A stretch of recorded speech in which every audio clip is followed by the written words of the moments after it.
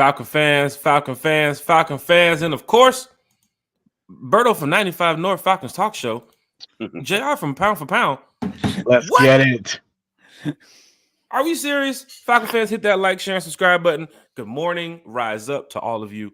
Breakfast with One Time for the Fan. Terry, Falcon fans talking Falcons football on a Falcons Friday. We're joined by two special guests here. Berto, 95 North Falcons Talk Show. JR from Pound for Pound. Both of them have been on this podcast before, so they know what to do. They know how to they know how to take over the show. So hopefully we can get out of here in an hour, Terry. Hopefully we can get out of here in an hour. We told Bryce Lewis the other night, we said, don't worry, bro. It'll probably be about 30, 45 minutes. Hour and a half, we're still talking Falcons and Hawks. Even after the podcast, Terry, almost another hour talking with Bryce offline about the Hawks and NBA. It wasn't. When you have Terry, we could have almost went to 12 o'clock talking Falcons football and Hawks with Bryce, man. We really could have. He knows his stuff. Big shout out to Bryce Lewis, too, as well. We're going to get him back on the podcast. But guess what? Berto is here. JR is here. We want to make sure they are comfortable on One Time for the Fan. Berto, everything okay over there in Falcon Celtic world, apparently, right? You know, everything is good over here. Well, hopefully we can mimic the same thing and bring a chip to Atlanta via the Falcons. I know Boston got one, and that's just been an eyesore for a lot of people. But hey, listen, it is what it is, right? So, but all is good, man. All is good. Somebody talking lose any more points, and I mean, and on the podcast, but they're talking about a team that I don't like. I just don't understand it. Terry, how do we do this morning, Terry? Why do we do this morning? I think we just got to grin and bear it, Jack. You know, we just got to get through and, really not worry about those. I'm sorry.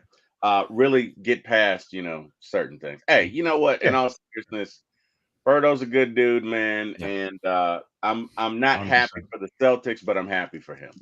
Let's take away the NBA talk from Hawks Celtics. Berto is a good dude, man. He can talk sports with you, or he can get away from sports. He can talk music with you. He can talk life with you. Oh, yeah.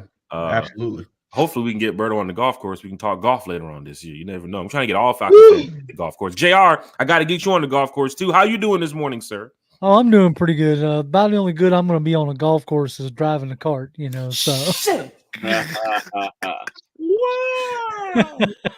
Hey, a man of honesty. Hey, I'm just all I'm trying to say is that there's a lot of things I do well. Golf ain't one of them. So there's my friend says it. There's two type of players when you play golf: those on the tour and those not on the tour. I would be the one that's not on the tour. So even if you're not good at golf, starting off, it is kind of rough in the beginning. But Shady Country Nephew, who's the number 2-3 ranked safety in the country. Is that the one he's been touring around with? Oh my gosh, he was out there playing golf yesterday, man. I was watching him for the third time playing golf in his career, and I'm watching him hit the ball, and I'm like, this kid is going to be nasty in about 5 years playing golf. Because he has a form when you're looking at him play, and it's like, bro, when was the last time you played? He was like 6 months ago. His chip shots, his putting, even driving. He doesn't even have like the right steps to start playing golf as a professional, or as an amateur. He's just out there holding the club and swinging it, but he's learning the game better now. So I hope everybody does get a chance to crank golf up one time. T. Will, how's everything going for you this morning? Everything is going great, sir. No complaints. Glad to be with our distinguished guest this morning. And hey, man, looking to talk some Falcons football and getting into it. Hey.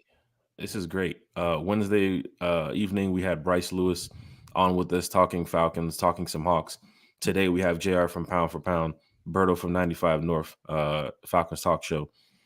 Next week, we have Daniel Flick joining us too as well. This is going to be great as we line up for the Thou Wow. I think we're less than 60 subscribers away from the Thou Wow, as Terry would like to say. 1,000 subscribers is on the mark for us right here. Big shot on the mark too as well, but it's on the mark for us about getting down to 1,000 subscribers and then passing that point and going on to 1 million subscribers. You got to start somewhere, right, Berto? Absolutely, you got to, man. Started from the bottom that we hear. That's how it is. Berto, how was you feel when you first started? When you first hit 1,000 subscribers? How was that feeling? Oh man, it was overwhelming. I didn't really feel like I would experience all of that in such short time. So it was a lot for me to take in. I was just the up and coming guy or the youngster in the game, so to say, and then it just gained traction so quick. So when I got that first 1,000, I was like, oh my God, I'm here already. I envisioned getting to 1,000 like later down the line, man. Like later on, I didn't think I was going to get to 1,000 subscriptions as quick as I did, man. But when I did, it was awesome. It was shouted out everybody that helped. I know you guys were part of that, JR and all that. T-Will, you wasn't in the game yet, but of course you would have been mentioned in that. But no, man, it was cool, man. It was cool. It was a lot of support. So I'm looking forward to when you guys get to that 1K and just see the outpour of support and cries for you guys, because you guys definitely deserve to be at that plateau soon, man. We appreciate it. T-Will's next. He's 994 subscribers away from 1,000. T-Will, you're almost there, man. We're gonna work on T-Will's page too. We're gonna make sure all the content creators can see what T-Will got going on, because he talks Braves, Terry talks Hawks, Terry talks Falcons over on his channel too as well. Berto, for those in the chat, where can we find you on social media? Oh, well, you find me on YouTube, 95 North Falcons Talk Show, and then you could find me on Twitter under RI Falcons. Main two platforms that I do my thing. You can also find me on Bleacher Report, as I am also a Bleacher Report content creator for these Atlanta Falcons. I'll be on next Friday with an exciting assignment, building an all-time Falcons offense and defense. So, folks, if you got a minute or two, man, please come and check me out on Bleacher Report. I'll be on there at 11 o'clock in the morning, man. So once one time is done, go on out with the Bleacher Report and support your boy one time. And let's run up those likes and those fires, man. Hey, this is what it's about here, Falcon fans in the chat. Falcon fans talking Falcons football on the Falcons Friday. JR, you do so well over there, pound for pound. You've also passed 1,000 subscribers. How was that feeling when you hit that mark? To me, it was an amazing thing of thinking that there was 1,000 folks out there that wanted to listen to me ramble about the Falcons. And then, it kept growing after that. And it was always just amazing. It still is, like the fact that people will show up on a weekly basis to listen to us give our opinion about the Falcons. It's, it's a humbling experience. And it's one that is one of my prouder moments in my life, I guess you could say. It's 100%. This is great. You can catch Berto on his channels too as well, and behind the Celtics bench at a game too as well. JR, where can we find you on social media for those in the chat? Oh, we're gonna crank it up today. We're gonna crank it. I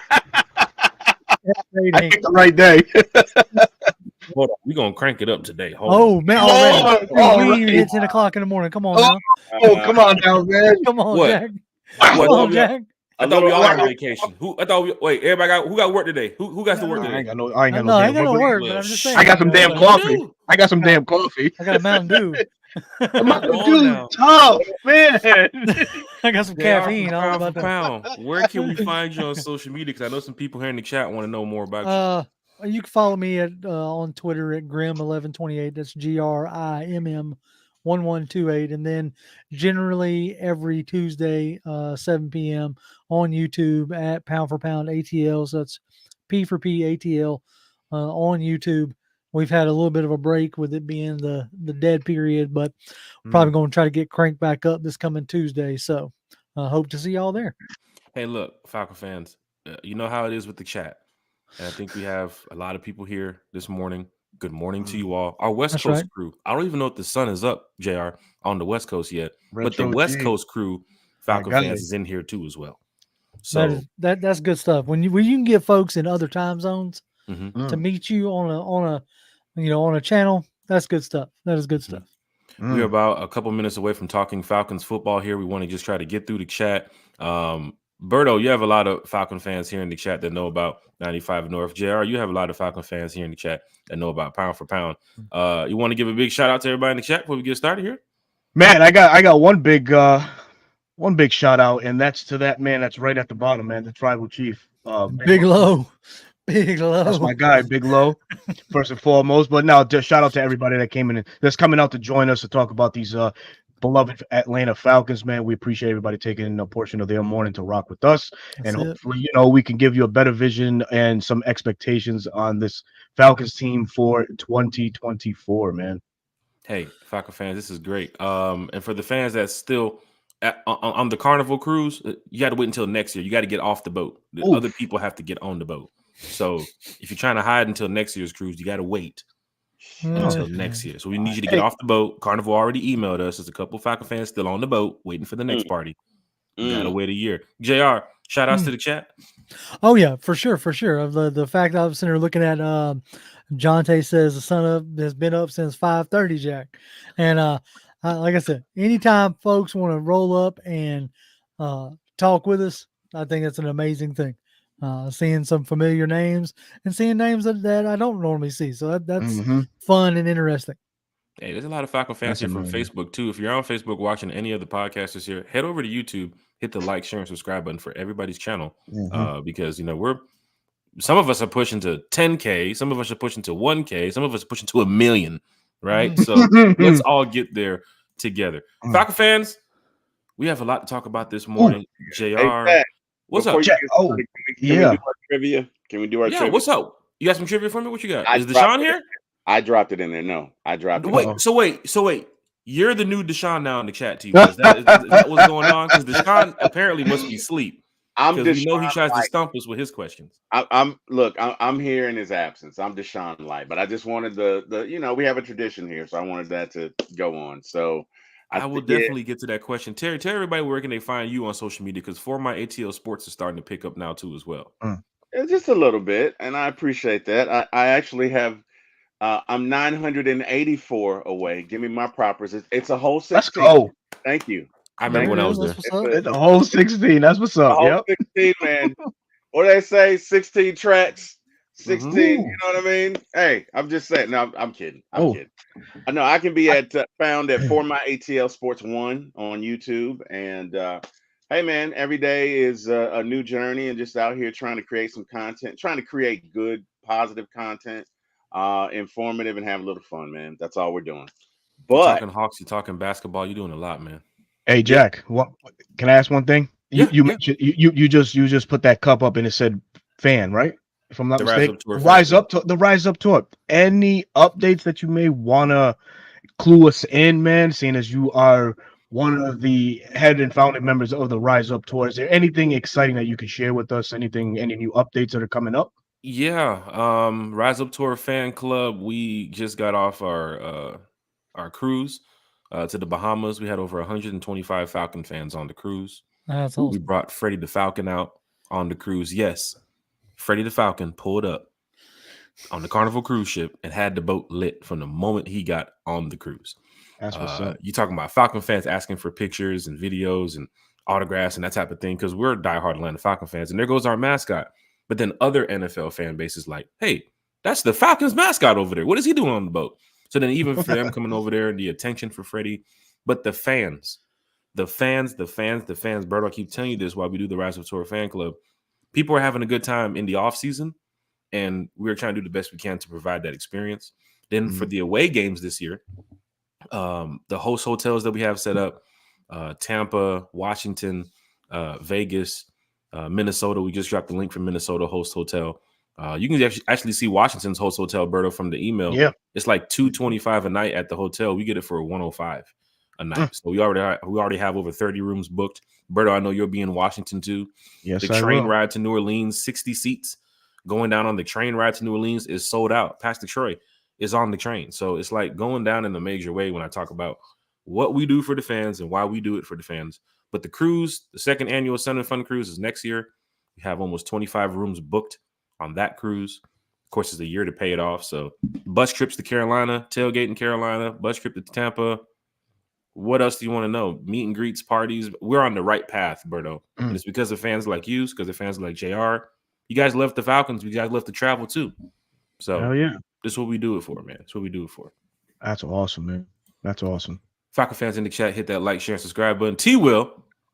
Yes, sir. Can y'all guess this song and the artist? Yes, the rhythm, the rebel without a pause. I'm lowering my level. The hard rhymer. We have never been. I'm in. T-Will, if you're coming over here with some EPMD, Eric Sermon, KRS-One raps, a lot of people probably won't get it here in the chat. It's not either one of those. Berto? It's a special ed.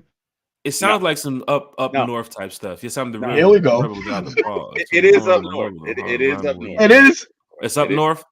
Yeah. I'm gonna go with Eric Sherman.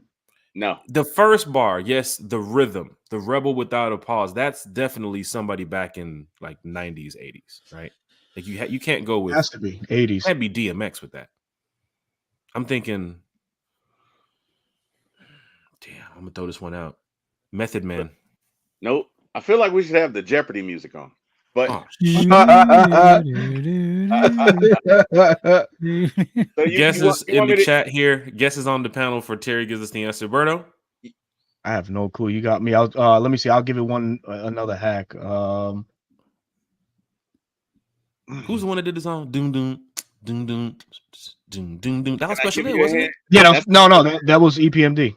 No, that was special ed. That was special ed. Was that special ed? I'm Yeah, thinking that's okay. along the lines of there. That's what I was thinking too. I was like, man, that sounds like special ed, man. Let me give you the stanza as it's performed. Yes, the rhythm, the rebel. Without a pause, I'm lowering my level. The hard rhymer, where you never been, I'm in. You want styling? You know it's time again. And That ain't LL Cool J. I can tell you that right No, now. hell no. That's Nah, definitely That's not him. Nah. Terry, who you got? Yeah, Pound for pound got it. before Terry gives the answer. You got an answer? got it. Oh no, that's out of my.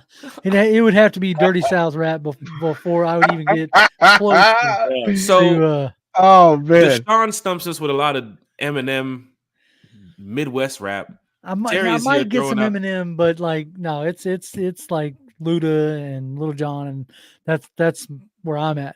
For the next couple of rounds here on One Time for the Fan, next couple of podcasts, for those that want to stomp us with the music trivia, let's get some Dirty South rap. Let's open it up. There it Yeah. is. I need to DA get my ranking back up. I've been losing the past couple of weeks, and it's because of rhymes like these. yeah. Terry, who is this, Terry? DA Public got it. Enemy. Public Enemy. Yeah, he got it. Public It's Enemy. Rebel Without Yep. a Pause. The name of the song is Rebel Without a Pause. My boy DA's in the chat. Yeah. Met DA a couple years ago when we first started Let's the Rise go. Up Tour fan club in Cleveland, when we first had our first party. And I also saw DA last year in Tennessee. And he's just a diehard Atlanta Falcon fan. It's good to have fans like DA here in the chat. But guess what, Falcon fans? We got a lot to talk about. So let's go ahead and get straight to it. Yep. Berto, Let's hit it. Falcons have a ranking that we need to look at. I'm going to go ahead and drop this banner across off the screen as we turn to U Stadium here. ESPN ranked the top 32 teams by talent under 25. Now, before I get to this ranking system here, Berto, JR, and Terry, there was a tweet yesterday talking about the top 25 or the top 32 players in the NFL under 25. There was not one Falcon listed.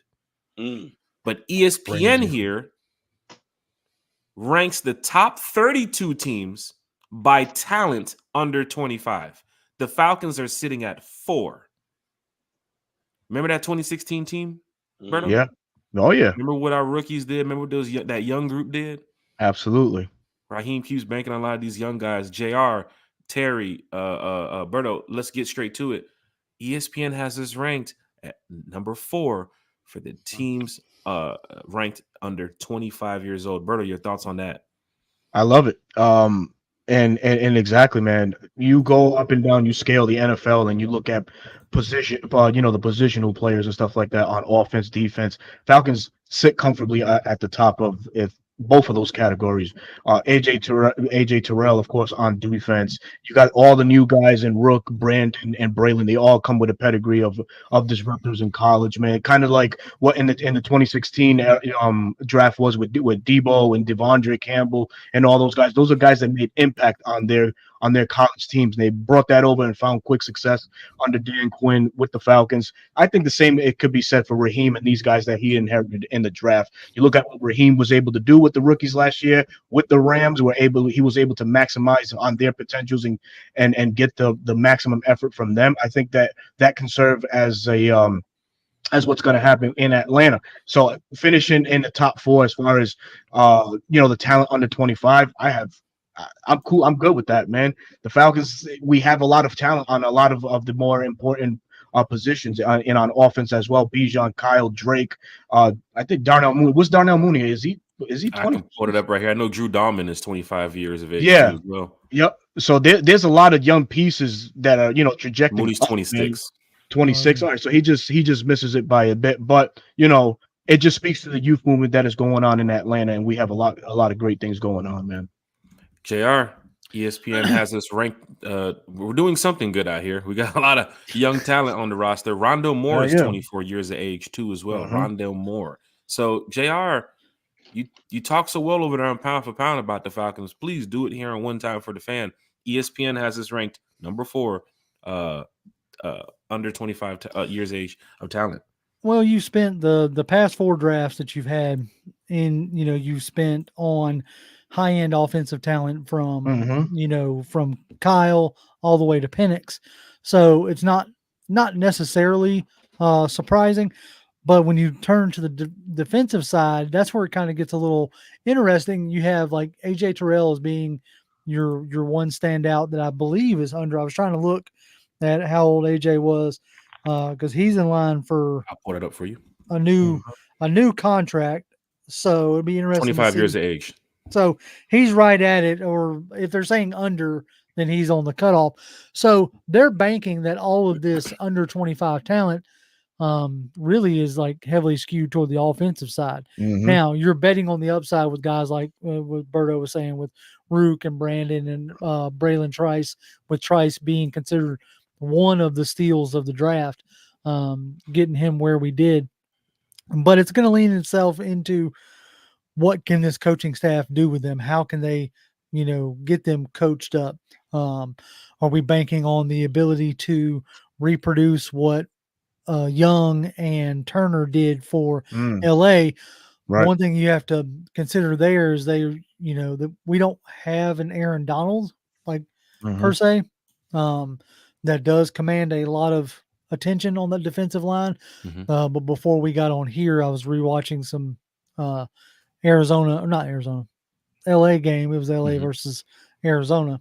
But I think this scheme is going to showcase this young defensive line, put them in a lot of one-on-ones, which is going, I think, to allow them to make an early impact. So that may be what ESPN is looking at as far as considering young talent. Falcon fans, hit that like, share, and subscribe button for JR from Pound for Pound, ATL, Berto 95 North Falcons Talk Show, T-Will for my ATL Sports One Time for the Fan. Telvin Phelps in the chat. You say I'm not in the group, but I was on the boat and met a lot of y'all good people. Telvin Phelps, stick around for the end of the podcast. I'll give you some information to join the group. Anthony White just said he bought his plane ticket to Denver. He needs to get on that RISEUP tour. Anthony White, I'll look out for you. We have an event going on in Denver Wednesday to Friday too, if you booked early. T-Will, ESPN giving us some love here. DeMarco Helms, D. Alford, AJ Terrell. You heard Berto mention the rookies. You can go even over to the other side of the ball with Matthew Bergeron, Bijan Robinson. Right. I wanted to say Kirk Cousins, but can't say that. He's the under 40 club. He's the under 40 club. That's right. If you had a top 10 list of teams under the 40 club, I think the Falcons would be there too as well, because Kirk is a pretty damn good player. But T-Will, ESPN is giving us some more hope, man. We talked about the rankings of the offensive line the other day. We talk about the impact this defense can have, the draft that we went through. But now ESPN is saying that we are one of the top 5 teams in the NFL with talent under 25. T-Will, you do so good with words, man. Please take us away. Well, I think they're just confirming it. It's funny that we didn't have one guy on the list that you talked to for one single player at the age of 25, but we're top. I'll pull that tweet up too as well while you're talking about this, because it was funny how we didn't have a player under 25 in that category, but ESPN reports that we have that was from the 33rd team. The tweet, the 33rd team, as far as the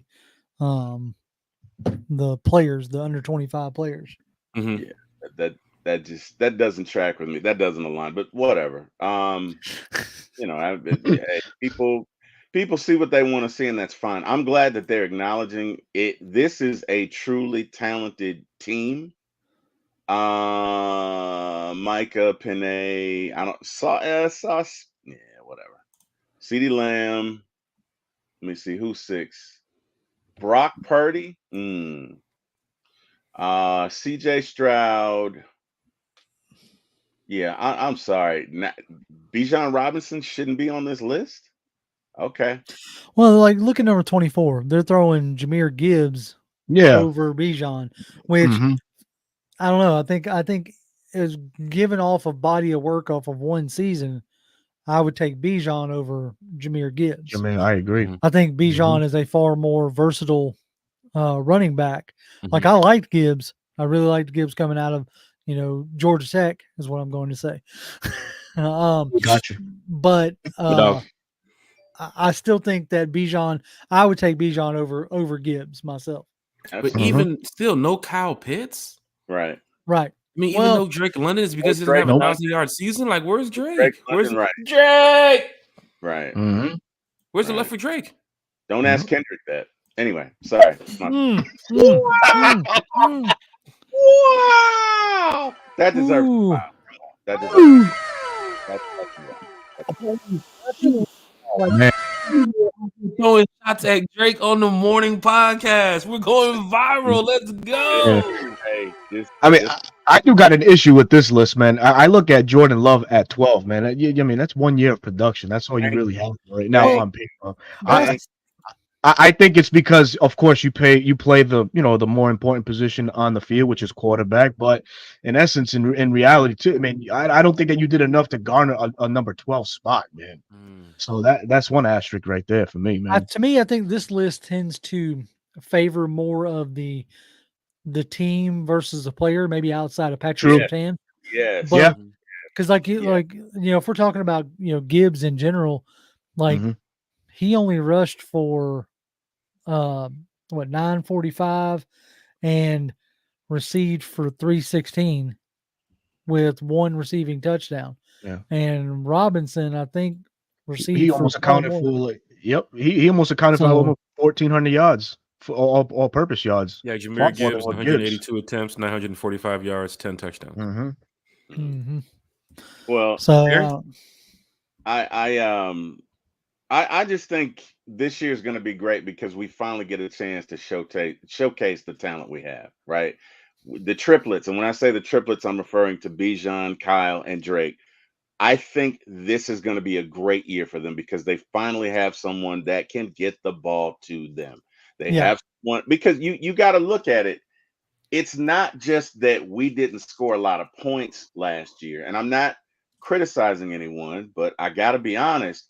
There were a lot of guys open, right? Mm-hmm. But if your guy sitting in that seat can't see that, right? If your guy can't decipher, okay, we're in cover 2, so I can either go to the middle or I can drop it behind the cornerback in front of the safety. If your guy can't read certain coverages, it's not going to matter. And I think for the first time, specifically in Bijan and Drake's career, they have someone that can get them the ball.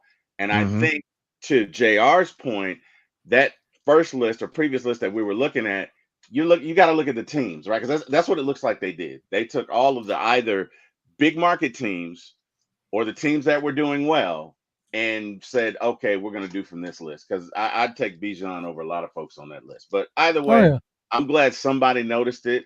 I think it is a harbinger of things to come. I'm excited about it. And like I say, and I've been saying, I think this is a 12-win team, and this team could surprise some folks, primarily because they have so much talent. Go ahead. T, we're looking at this list. Does ESPN have it right? I mean, it's fair. You know, If you would have saw the Falcons at like 23-24, what would you say about that? Hell no. I mean, absolutely not. But I mean, they have it right. Let me tell you something. I'm a Falcon fan first and foremost. So in all of my list, the Falcons are number 1. But whatever. I mean, I'll take 4. Oh man. College, I mean, whatever. But yeah, I mean, it's fair. The Texans are a good team.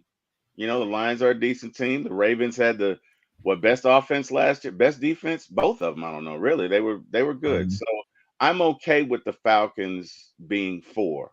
On this. I think it's it's fair. It's fair. Hey Jack, can I mention one thing after Terry's Right up? ahead, brother. It's your Go podcast. ahead. I'm done, Berto. Go ahead.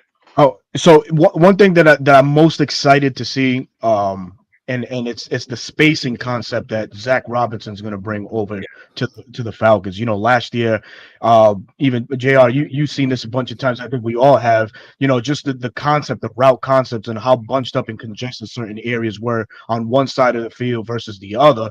You know, with Zach, I think we're not going to see any of those things unless it's like absolutely necessary. And then what we saw with the Rams last year, Puka Nacua, and when he was available, Cooper Kupp, you know, how Zach put them, both of those guys, in favorable matchups and in situations where he knows that his receiver is going to beat that cornerback. It didn't matter who was lined up. It could have been Jalen Ramsey, Sauce Gardner, Patrick Surtain. It didn't matter.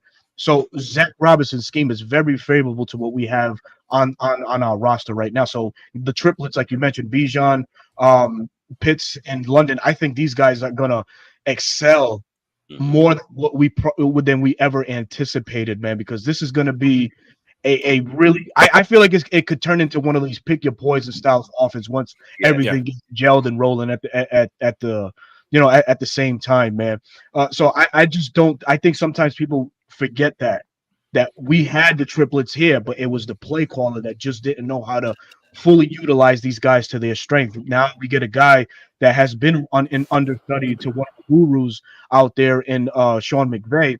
He's going to bring that element of excitement to Atlanta, and spacing was one of the things that they excelled at, man. You've seen a lot of separation, a lot of if it's 3, 4, 5 wide receiver type. Yeah, absolutely. Bringing on defenses to second, third, and fourth string cornerbacks. You got to go down the line on depth when you talk about getting the ball down the field with some of these air raid offenses. So you're definitely right about that, Berto. Also, JR said he was watching the Rams Cardinals game the other day. Yep, that's how I was when I saw the Rams tape a couple weeks ago. I sat back and I said, "Wait a minute, the Rams are playing on NFL Network." And no, it's an old game, but I'm sitting there thinking, Zach Robinson and Raheem is on that staff. Yeah, let me just sit back and watch this game. Yeah, I didn't watch too much of Rams games, but I know Matthew Stafford is somewhat like Kirk Cousins too, as well as a pocket passing quarterback. So I know how they want to get the ball down the field. How they also develop Puka, and then you're also looking at Casey Washington. Like, what can we do with Casey this year? How they use their slot receivers? How to use their number one? How can Drake London be like XYZ? So it was great to see that. But yeah, Berto, great take on that, man. Great take on that. I was going to add another little tidbit too, and it's the pre-snap motion. The pre-snap motion is going to come back in full effect in Atlanta. Something that we've seen, kind of go to die. You've been talking to that Steve Weiss again, haven't you? You've been talking to that Steve Weiss, haven't you? No, man, no. Just the little information, just looking and stuff like that, man. You look at the top offenses in this league, and all of them, they live and die by the pre-snap, motion. Want to see what defenses are throwing at them so they can make those last second changes, man. It's Miami, Frisco, the Rams is in third, Kansas City, Green Bay. All of those teams, and Detroit. But the latter of those teams all have one thing in common. They all come from that McVay tree. McDaniel, LaFleur, even Zach Robinson now with Atlanta, Shanahan himself, the Shanahan tree. So, I mean, I'm excited for this offense. I'm expecting this offense to explode. So, technically, Zach Robinson would be your rookie coordinator in this new scheme, right? Because, I mean, Sean McVay's been doing it for a while, and you got Shanahan's been doing it for a while, and the LaFleur guy's been doing it for a while. Here comes Zach Robinson's first time as a play caller. So now he gets the chance to be a part of the family. I guess that's the play calling, the Shanahan play calling family. I guess that's what it is. Well, he would fall under that the McVay tree. The McVay tree. So you have like under the McVay tree, you have Taylor out there with the Bengals. Zach Taylor. Zach Taylor. I don't know why I wanted to say Scott Taylor. Zach Taylor from the Bengals. You have Zach Robinson here in Atlanta. You have Little Fleurs. Yeah, the LaFleurs. One of the LaFleurs, I mix them up because one of them is more of the Shanahan, and then the other one, the one that's in Green Bay, spent more time under McVay. Because when you had the Shanahan, the Mike Shanahan tree, which produced Kyle and Sean, and then from that you have like the McVay split is where you got one of the LaFleurs. The other LaFleur that was up in with the Jets was the other, and then Slowick is from the Shanahan split. We also And you have can, the guy from Miami too, right? yeah, The head coach from McDaniels. Miami. Yeah. And you McDaniel. can like we can chuckle all we want to and throw shade at Arthur Smith, but he's from that same tree. Mm-hmm. Yeah. Like when you watch the Falcons this year, formationally, stylistically, it's not going to look that different. Now, it's where Arthur was more bent on running the ball. Mm-hmm.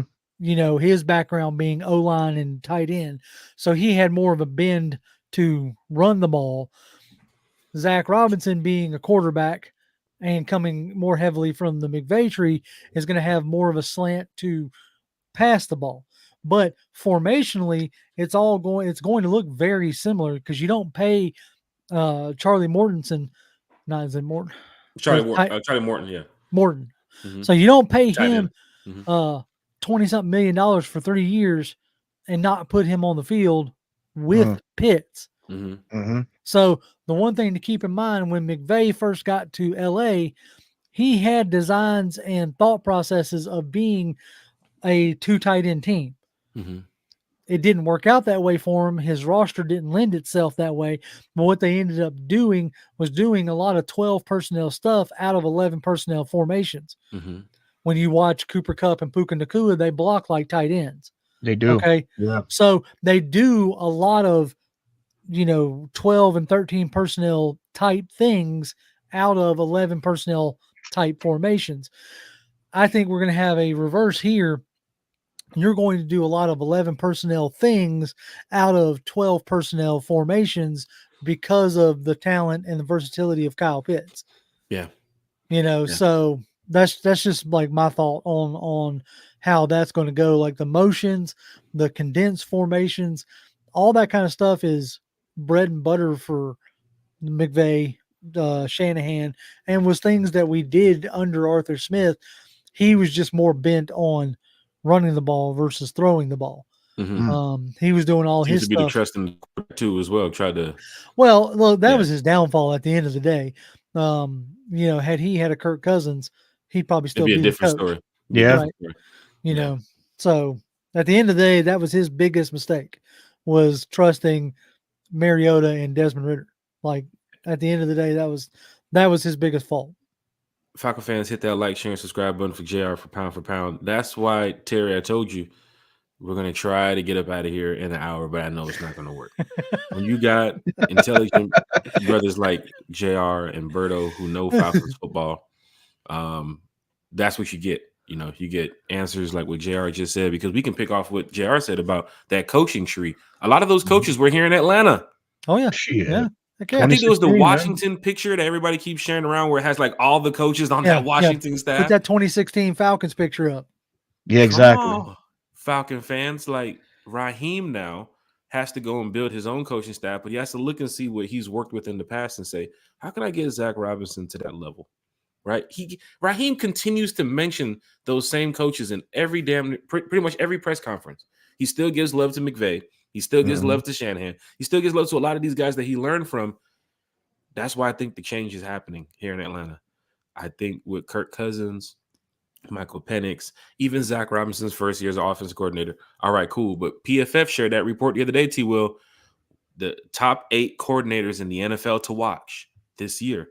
Zach Robinson. Bryce Lewis mentioned it. You get a successful season from Zach Robinson. Here's the problem. NFL teams come calling. Same like Ryan Nielsen. But Raheem did something smart, in my opinion. Let's go, Jared. Is that gigantic offensive coaching staff that he was put in that room with Robinson. So he should be able to, if granted, now we have seen more of these coaches, the Ben Johnsons, the Bobby Slowicks, actually stay and not jump at whatever chance. I mean, we interviewed Bobby Slowick here right before we hired Raheem. So we're seeing maybe a different trend of some of these guys waiting for the right situation versus just any situation. It seemed like Raheem, he was waiting for the right situation too. Right. So if that ends up being the case, if and when Robinson does leave, that means we're doing good. So nobody should be upset about that. But B, you got guys like KJ Black and Doug Williams' kid, Maurice. is Maurice, yeah. Yeah. Maurice Williams is in that room as well. Big And shout out to they're Maurice all too. I've chopped it up with him. they're all learning and formulating this offense together to where hopefully if Robinson does take an opportunity in a few years, I'm hoping, fingers crossed. Here's food for you, Jared. Is that the reason why Raheem hired a young coaching staff with Zach Robinson, Jimmy Lake? Because these guys can coach in the NFL for years, but it makes Zach Robinson think about if the success of Atlanta goes the way it needs to go this year, he doesn't have to run to a different team. He got his boy Raheem that he's been with in LA for the past 4 years, and Zach Robinson is damn near my age. So it's like, dude is still young as a coordinator. Jimmy Lake too as well, right, Jared? Yeah. Well, I mean, Jimmy Lake, you talk about like rookie coordinators. Yes, I know both of these guys are rookie coordinators in the NFL. Mm-hmm. Now, Lake has done it in college at a pretty high level. But like he come up with Raheem, which is obviously you see the respect because Raheem gets him hired on as the assistant head coach out in LA. And I think that was like these coaches, they formulate this stuff years in advance, right? Raheem already knew that, like, hey, if I get the chance, then these are the guys that I want with me. You know, I want Robinson with me. I want Lake with me, you know? And so I know Lake hasn't gotten from some of the defensive guys that I have talked to, like Lake hasn't gotten like the warmest reception. But I think we have a chance of him redoing his image. There's another word I'm looking for, but rehabbing his image per se here in Atlanta.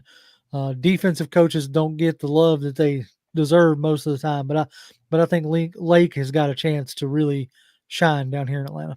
Big shout out to Jared from Pound for Pound. Also, Berto, T-Will, this offseason, they spent a lot of time with, of course, Kirk Cousins, Michael Penix, Raheem, Zach Robinson. Ain't heard much about Jimmy Lake this offseason. So maybe he's in, like Aaron Rodgers, in that dark room scheming up something right now, like good. Pay attention to the offense real quick. Defense going to go crazy this year. I want to see that. T-Will, you're hearing JR and Berto talk great things about the Atlanta Falcons, man. Your thoughts on just everything overall? Because we have a couple more topics here. The first topic went almost 45 minutes. So we're going to hope that the next topic goes about an hour and a half, right? We're trying to beat Scott Karysic's record. We're trying to beat the record from Scott Karysic. 3 hours and 15 minutes on a normal special guest Falcon Fan Talk podcast. Scott will sit there and it'll be 2 seconds, 3 seconds quiet on the podcast. And next thing you know, let's go over the cap, guys. All right, Scott, let's go over the cap. Then a couple minutes later, let's go over Jesse Bates, guys. All right, Scott, let's go over Jesse Bates. Let's do it. 2 hours later, let's talk about Zach Robinson, guys. Scott is just great to chat Falcons football with. Scott is that dude, man. Scott is that dude. No. You're hearing what Berto and JR are saying, man. Please shed some light on that. Total agreement. I think it's interesting. So Berto mentioned spacing, and if I'm correct, I don't think the Falcons had a receivers coach in 2023. What you had was a QB coach, right? Trying to be a receivers coach, which even though they did that with Raheem back in the day. Yep, I'm not a huge fan of that. But yes, no, we didn't have a receivers coach. You now have Ike Hilliard in the building too, as well. Right. So where I'm going is with because when Berto's talking about when he says spacing, you go back and you look at a lot of our games, you could see passes where 3 receivers were within 5 yards of each other, which should never happen. But again, because and look, I don't know why they chose not to do that. I don't know why I'm not there. But what I do know is when you look at a lot of those routes last year, some of them were too shallow. Some of them were too deep. They weren't run in the way that they should. I don't know if that was a lack of attention to detail. Yes, Jack. I don't want to cut in, but as you mentioned those routes. Yes. For those in the chat that saw One Time for the Fan last year, I had a chance to speak to Coach Smith a couple times. I had a play for Coach Smith. Berto, I don't know if you know the story. No. I kept telling Coach Smith, I got the play. He's like, give me the play. 80 on the run? No. I didn't have the play. I turned the country. I was like, I don't know the play. He was like, well, Coach Smith is asking you for the play. I could have helped design that playbook. It could have been me. Jack, what were you doing? You're fumbling. I don't know. I said single back, and he turned around. I said, damn well, it. that's you lost start him with single back. You lost him at single back. You should have went with 2 back 3 times. You should have went with 23 personnel. Well, yeah, 23 personnel. No wide receivers, and you'd have had him locked in. So that was the joke between me and Coach Smith was, what's the play? And like, I'm gonna get it for you. I promise I'm gonna get it for you. But yeah, T. Will, I could have helped with some of that play calling last year. I really wish you would have. No, but in all seriousness, I think Berto makes an excellent point about spacing. Mm-hmm. And honestly, I'm sitting here thinking about this year, but I'm also thinking about last year. And we were talking about the mistakes that Arthur Smith made, and maybe one of them was arrogance. And again, I'm not coming for him. He's a Falcons coach, which means he's okay with me. You know, anybody that is worn that uniform, good or bad, you're okay with me. But maybe he took a look at his previous success with the quarterback for Tennessee, and maybe he felt like, okay, well, I can do the same here, right? Which, and I'm bringing it up to say that Raheem is totally the opposite, right? I think when it's your first time, specifically in today's era of social media and the press coverage and everything else that you have to do, it's important that you identify roles and understand that as a head coach, you're not going to have the influence that you had as a coordinator. And I think that's one of the mistakes he made, right? What I love about Raheem is not intimidated by anyone, and he doesn't have to be the smartest guy in the room, right? I think that he still loves to learn from others. Yes, but he's not intimidated by guys who are quote unquote smarter than him, right? So you put the best and the brightest. He's got how many offensive coaches? So to y'all's point, or basically the panel, you know, let's say Robinson does go somewhere next year. Well, no, let's not say Robinson. No, I'm just playing. All right.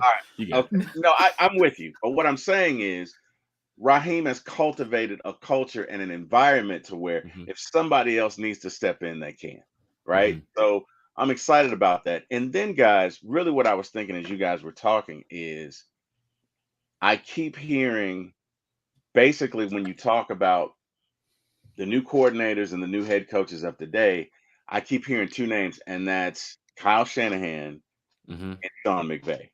And one who has won a Super Bowl and the other one who continues to fight as hard as he can with that team over there to make it to the NFC Championship and beyond. That's where we're going to be soon, Terry.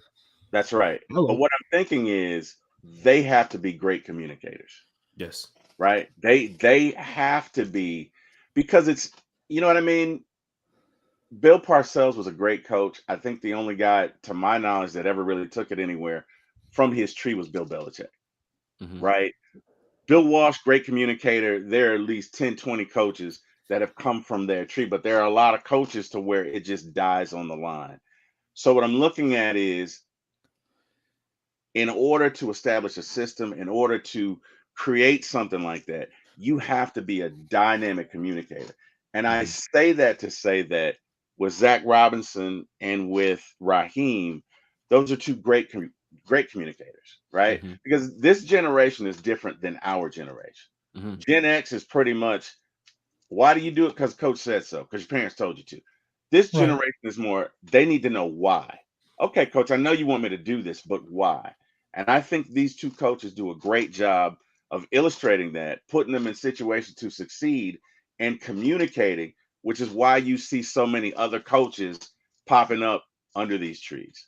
And that's all I got. I'm sorry to take up so much time. No, man, this is what the podcast is all about, Terry. And if we do take up too much time, we can just go live on your channel at 12 o'clock and 1 o'clock and just talk more about it. It's what it's all about. Today, man, we can do it. We're all home. I mean, I saw JR step away for a minute. I thought he was about to go grab some Texas margaritas. I was getting ready. No, just another Mountain Dew. That's all. Okay. It's too early in the morning. Okay, I ain't going to pull up. But Falcon fans, this is great when you have all the diehard Falcon fans in the chat talking Falcons football and listening to what we're saying and subscribing to people's channels. And Debo Vibes is in the chat. He said, fellas, Grand Rising from Clayton County. Big shout out to the South Side in the chat. He said, just came across the channel and subscribed. Go Dirty Birds. I was just on the South Side the other day. Berto, that's when you hit me up like, is that 285 you talking about? Yeah. So I was heading to College Park, right? Gotcha. So I was heading over there by Debo Vibes. But this is what it's all about when you got fans in the chat. We want to try to go to the chat quickly before we get to our next topic here, because the chat is live, the chat is lit, and we just love talking Falcons football with you all. 330 is in the chat. He said, one time for the fan. What's up? 330, you still got Berto, you still got JR from Pound for Pound over here. If you guys haven't heard of these content creators, please head on over to their channel and give them a like, share, subscribe. The Water Boys. Is it the Water Boys? Man. Well, we sipping today. We sipping on water boy. We sipping on water, but I'm gonna go ahead and hit with that smoky real quick. Yeah, man. Yeah. We sipping this morning. Big shout out to the Water Boys. Oh, that's I know dope. you guys are out here in Atlanta doing good things. You guys were on Berto's show recently. I think you guys had a pop-up show where you were talking. Were they talking Hawks with Smitty last night? Yeah, last night. Yeah, there was Smitty and Chris were on with them. Yeah, so they're doing a fantastic job, man. Let me apologize if I miss anybody's content from all the creators, because Terry, in the door, out the door. I'm doing a lot of things too with the Rising Tour fan club, so I'm trying to make sure everything is situated this year. One time for the fan, the esports situation, family. So it's a lot of things going on, but I try to catch everybody's channel as much as I can. Right. So big shout out to the Water Boys doing big things over there. I love that poem from them, Jack. Is it the I heard something on your channel, Berto. Is that hilarious? What poem is that? Great. Playboy Trey. Yeah, he could tell it, man. He's got it down pat. It was dope, man. It was real dope. I think he has a clip on his channel. We're gonna get him on the show so that way they can tell it, because we got to hear it. Hell yeah. Yeah, that was absolutely. This is what it's all about when you're talking. Hey, Jack, it encompasses the feeling of a Falcons fan to this point.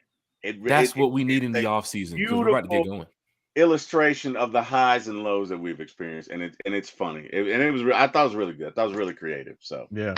Shout out Water to Boys in the chat. He said the father of all these trees started with Bill Walsh. Bill Walsh. Absolutely. Bill Walsh revolutionized the entire game. Talk about with his West Coast. I was about to say that West Coast offense. Ooh. I mean, the West Coast offense is the backbone of pretty much every offense out there.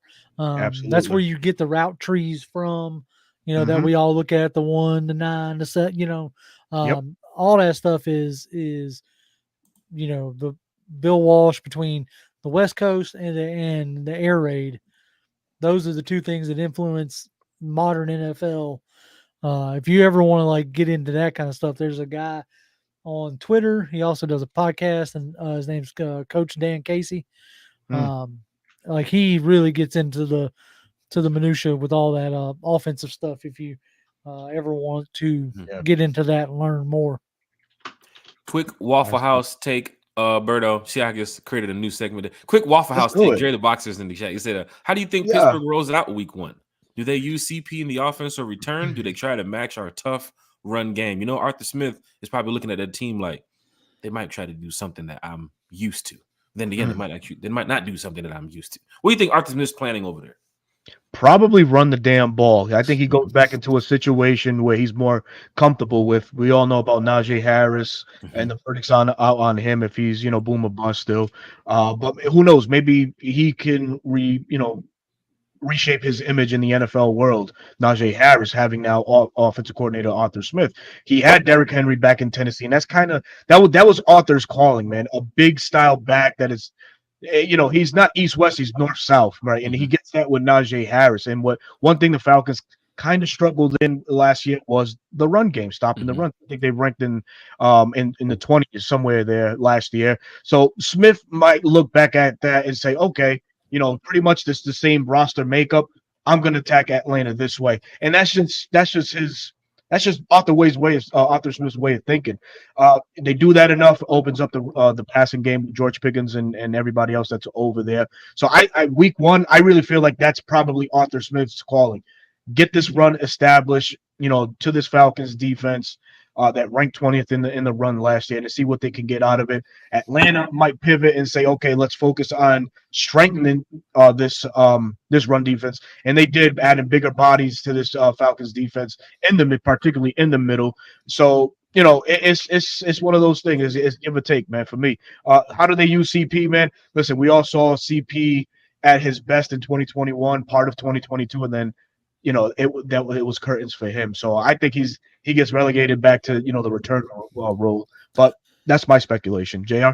I feel you on that. I think CP is going to be, with the way that they're doing the new return rules in the NFL. I think that's where a 30-plus-year-old CP's value lies.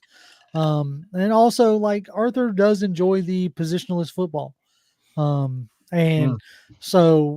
I know they don't have a ton in receiving options. So CP could be used as a dump off outlet or screen game, but or the Joker. Yeah. Oh God. Yeah. I mean, what should have been right a good role, right. Like, or the Riddler, or the we haven't. Stop. We haven't. or the Penguin. Oh no, not the Penguin. Yeah, we can name all the damn DC I characters. thought the Joker was a Batman movie. Like, where'd he go? I don't know what happened. When he said the Joker, I was so hyped, and I was like, well, who's you should have asked him why he was so serious. But anyway. I was just about to say that. I'm looking at Arthur Smith like, don't tell me you're Batman. Don't tell me you're the Bruce Wayne here. Please don't tell me. Well, he successfully killed the offense. So okay, no. All right. Talk about Suicide Squad. JR? But no, I think that he has a better weapon than Jaylen Warren as far as a versatile player. And they don't have a ton as far as receivers go, so you could see CP sliding in the slot, potentially. But I think the idea will be to, he's got the mobile quarterbacks that he likes in Russell and Fields. We'll see who wins the QB1 battle to what you're going to get more of. If it's Fields, then you're going to see a lot more QB runs, but if it's Russell, then look out for scrambling and moonshots. Shit. Terry, that's true. So they should open the roof then week 1, right? Open the roof. Should, like, it's going to go they out. Should. Right. It's going to go out. Somebody stand over there by Vine City train station. What the fuck is that? It's raining football. Russell Wilson. Lord. Terry, question goes to you, and of course, for Waffle House, man. What do you like to order when you get the Waffle House? Is it the All-Star special? You just walk in. Let me tell you something, man. Let me tell you something. So, and you know what? I am an extreme patron of Waffle House at 2:00 in the morning. There's an old saying that I won't go into because I haven't gotten a penalty. There's an old saying that goes, there are 2 things open at 2:00 in the morning. One of them is Waffle House. I'm not going to say the other. But yes, you've been listening to 3-6 Mafia's old tapes. You've heard that. But let me tell you something. I love it. I recently learned, right? That oh my god. Terry is on it this morning, man. Let's get the crowd involved. Hold on, I'm sorry. Let's get the crowd involved. Crowd loves it. Terry? No, in all seriousness, so I love me some All-Star Special, man, but I didn't know that they had ham sandwiches, right? So my wife and my brother-in-law and my sister-in-law were all telling me, like, yeah, you could go there and get a ham sandwich. I was like, I didn't know they made ham sandwiches. And they do pork chops. I didn't know they did pork chops. Right? Hey, you can go straight to the menu and say, you don't even look at the menu. All-Star Special. I didn't know they did pork chops. So when I go, I typically have an All-Star Special with eggs, with jalapeno peppers, fried, no cheese. Scrambled eggs with cheese? No, no cheese. No, cheese doesn't cheese does not like me, right? Oh boy. I'm 53. Cheese does not like me. Do they at least put salt on the eggs? Yes, yeah, definitely salt. But eggs, scrambled eggs. Terry, what the gotta have it, man. Scrambled eggs with peppers, grits, raisin toast, bacon, and a waffle. You sound like you ordered it in Rhode Island. That's not Rhode Island Waffle House. He didn't put no cheese in the grits. He didn't put no cheese in the eggs. You might as well be putting sugar in the grits. What you doing, man? Wow. What do I owe this slander? You might as well just order some cream of wheat, man. Wow, man. You guys are not going to de-Southern me, sir. I can see Terry right there. Oh, man. We can start with the raisin toast. Who does that? Terry? I am from the South and proud of it. You are not going to do that. You are definitely from the South. But that order, I was at Waffle House yesterday morning, my friend. Yeah, Amen. Amen. You Amen. cannot have Waffle. I see you got some slander going on in the chat. So Jonte's over here talking about he likes Huddle House better. What? Whoa. Send the What? link. Send the link to Jonte. We gotta get him on in the chat right now. That's Give him like- the quickly. Huddle House. Huddle House. Like, Oh shit! hey, when Desmond Ritter left, he was gonna. Nah, never mind. Hey, Jack, question. what was that other device that was the competition for the iPod when it first came out? Zoom, man. The Zoom, right? Huddle House is the Zoom of all night breakfast spots.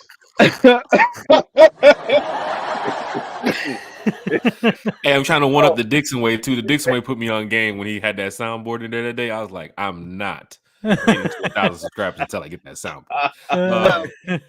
But yeah, the Huddle House, JR. No, dog, I can't do it. Can't do it. No. Me neither. But hey, in all seriousness, I think Pittsburgh offense is going to be decent this year for a couple of reasons. Number one, they have a great defense. Yeah. And it matches what they want to do. They want to run the ball, play keep away, play good defense. And secondly, all Arthur Smith has to do is concentrate on the offense. He doesn't have the distractions of everything else, and it makes a difference, guys. Not everybody can be an HC, yo. There you go. And that's what I was saying. You just can't grow the mustache the right way. But yeah, go ahead. Well, there's that. I think that should be followed by a wow, Jack. Give yourself a wow. I think that was a wow. Bow and arrow. There you go. House of the Dragons. From way downtown. No, but in all Boom shakalaka, as the NBA Jam fans. Bam! He's on fire. He's on fire, dude. Go ahead, JR. Go ahead and get it. You need that on the soundboard. Yo. Don't let me find it. Don't let me find it. We go see Sunday night show. He's on fire. Shout out to Stuart Scott, booyah. That's but no, in all seriousness, head coaching it encompasses so much more. And a lot of guys are just not ready for that transition, right? Some people are, some people aren't. You really have to be able to delegate. And not only that, you got to understand the pulse of your team. You're going to have to evolve, right? I use this example all the time. Brian Billick, who was the offensive coordinator for the Minnesota Vikings, was an offensive guy, right? He had Randy Moss, Randall Cunningham, scored the most points in the NFL the previous year, whatever, went to the Ravens, who was an all defensive club, and he adjusted and they ended up winning the Super Bowl. But I say that to say, as a head coach, you got to be flexible. You got to know it requires so much more. And I say all that to say, I think the Steelers are going to be decent this year because I think all Arthur Smith has to do is focus on his offense. They're geared to what he likes to do. He'll probably design great plays for Justin. I think they'll be decent. Now, I think we'll beat their arse in the first game, but I think they will be decent. So, yeah, that's all I have to say about that. This is the crazy part about these morning shows because that was just the first topic. And then we went off ball for a minute from the itinerary. Now we got to get back on the track here. Smitty Sports Machine is in the chat. What up, Smitty? We can get you up here at 9:30 a.m. We'd love to have you next week, Friday, Smitty, if you're available to come talk some Falcons football. Oh, his ass will be available. Smitty will be up. He'll be up. Cutting video. Hold on, let me cut this video. I'm finished cutting this video. I'm gonna get with you. Just go ahead. He's a damn vampire. That motherfucker don't sleep. Definitely talks Falcons football 24/7. I'm just glad nobody said IHOP in the chat. Nobody said IHOP. So, and they better not. They better keep that tutti frutti, fresh and fruity stuff on. Shit. God damn. Said tutti frutti. Whole thing that did deserve wow. And you know what else? You know what else it deserves? On fire. That's right. Guess what, Terry? No whistles today. Though. No For penalty yards so far today. No penalty yards. Kerry racked up 30 the other day. Terry, you racked up 15. God damn, 30? Yeah. What y'all doing? Yeah, Kerry said BPE twice. The BPE. Yeah, BPE. For those that do not know, it's an energy level that Michael Penix has, but only certain people can say it. I'm not. Oh yeah, okay. Look, I'm not privileged enough to say that one. Okay, Carrie's privileged enough to say it. She just says it. So when she says it, it comes off so smoothly when she It says it. But when I just say it, right, I'm right. stumbling to It say just it, knowing I floats know how to say it. in the air like off her tongue. I wish Carrie was here now just so she could drop If that. Carrie, if you're here in the chat, or if you're not running a marathon, I can send you the link if you just want to jump on the show and just say it for us, so that way we can send you a whistle, 15-yard penalty, half the distance to the goal, and then we'll send you back to doing whatever you have to do. But Carrie, big shout out to you too as well. Big shout out to Bodie. Big shout out to Chase, because it's going in a major way. Big Little Country Sports is talking smack here in the chat. He said somebody asked Jack about how I whooped him up on the golf course all this week. I heard it was a different story. I heard Jack was taking money. And Mr. 80 on the run, don't get whooped up on the golf course. Now, if he's talking about the Shooter McGavin video I tried to recreate, he got me on that point. It took 3 tries, but I had enough golf balls in my bag. I can guarantee you that. Jack told him, this is what Jack told Country. He said, Stallion, you play great, but I'm a great player. There's a difference. Oh, wow. Trying to do the Shooter McGavin video where he goes out there and crushes it like 350-something yards, and I was almost there. I was almost like 280, 290, but the ball just kept shanking right. So guys, gotta continue perfecting my swing. You can do that at the driving range all day. It's 100 golf balls there, but when you're on the course, it's only that one tee off. So this is big when you're playing golf. But Smitty's in the chat too as well. He said, "What up, fellas? Which game could be the one to give the Falcons momentum?" I think he's talking about the game. Which game? Maybe. Which game? Smitty, it's your boy. I'm sorry, not Smitty. Berto, it's your boy Smitty in the chat here asking the question. My guy. If you want to go ahead and answer this first to lead us off, and then we'll get to the next topic. Yeah. Week 3 against the Chiefs. I think that can spring forward us into something great. That nothing like beating the world champs, man. And if it's at home, which is it's gonna be at home. That would be fantastic. I think that would be a big morale booster for this young Falcons ball club, and just really stands the test, man, that they can go toe to toe with anybody if they could beat the Super Bowl champs. Hey, Travis Preston's in the chat. JR, which offensive player is going to surprise us in a good way? I think Rondale Moore is going to shock us a little bit because, well, he was not miscast. I don't want to say miscast, but he never really did find his footing out in Arizona. And I think he's got a real good chance of being that Tutu Atwell, take the top off, deep shot kind of guy. So I think Rondale Moore has got a real good chance of surprising us in a good way. Hey, it's going down in a major way. The Dixon Way said, good morning, fellas. Did you guys talk about the NFL not having one Falcons player listed in the top 25 of players 25 years old or younger? That's some BS, but we are keeping receipts. Here's the cool part, the Dixon Way. We just shared this a couple minutes ago. They may say that we don't have a player under 25 in the NFL's rankings, but apparently ESPN says that our team is number 4 on the list of talent under the age of 25. So yes, we just discussed that too as well. The Dixon Way, who's been on the channel before, big shout out to you, the Dixon Way. We're going to get ready to move to our next topic here. We're getting some more love from PFF, Terry, JR, and Berto from 95 North Falcons Talk Show. And we're getting so much love here, I got to go ahead and share it with you. The top NFL rosters in the NFL, top 32. Falcons sit at 15. Why are the Falcons sitting at 15, Terry? That's a good question. I did want to chime in on the question you asked, Berto, and then I'll get to this. Sure, go ahead. Yep. I think I agree the Chiefs game would be something that could catapult us, but Philadelphia has been a dark, dismal place. Philadelphia has been the place where Falcon seasons go to die. So I think if we go in there week 2 and kick some arse, I think that's going to fire us up. Now I agree with Berto. Nothing is going to beat beating the world champions.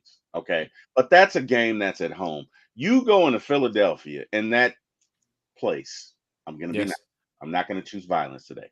In that place, you go in. Talking about Philadelphia and choosing violence? No, and you whoop up on them. That's going to fire some folks up. So that was just something I wanted to chime in. Falcons 15. I mean, ranked by PFF now. Every NFL roster ranked by PFF. PFF giveth and PFF taketh away. So I don't even take it personal anymore. I mean it's somebody's opinion. Me personally, I may put the Falcons at 10 because I really think that Buffalo team is kind of You mentioned the same thing Berto did, that Buffalo team. I did. That Buffalo team, man. They were supremely gutted in the offseason, so I don't see how they get a top 10. I mean, is it a Josh Allen effect? That's about as much as I can say. The Jets sitting at 4 is a head scratcher to me. I know they've got some decent pieces on the defensive line, but if you want to knock, Kirk Cousins coming off an Achilles, why would you not take a shot at an older Aaron Rodgers? Who can't be found at the moment. I don't know if they found him yet too as well. They weren't looking in the right dark room. They need to go to a different. There's probably a fallout shelter somewhere. Shit. On some peyotes and DTs and anyway. But yeah, I think I would definitely have us a little higher than maybe I'm sitting there thinking like swapping us and the Browns maybe. Yeah, that's fair. And you talked about Jordan Love too, Berto, with the 1 year with the Packers too. And then you have San Francisco, who continuously gets these rankings over KC when KC continues to win these Super Bowls. How? But Berto, it's the QB. It's the QB there.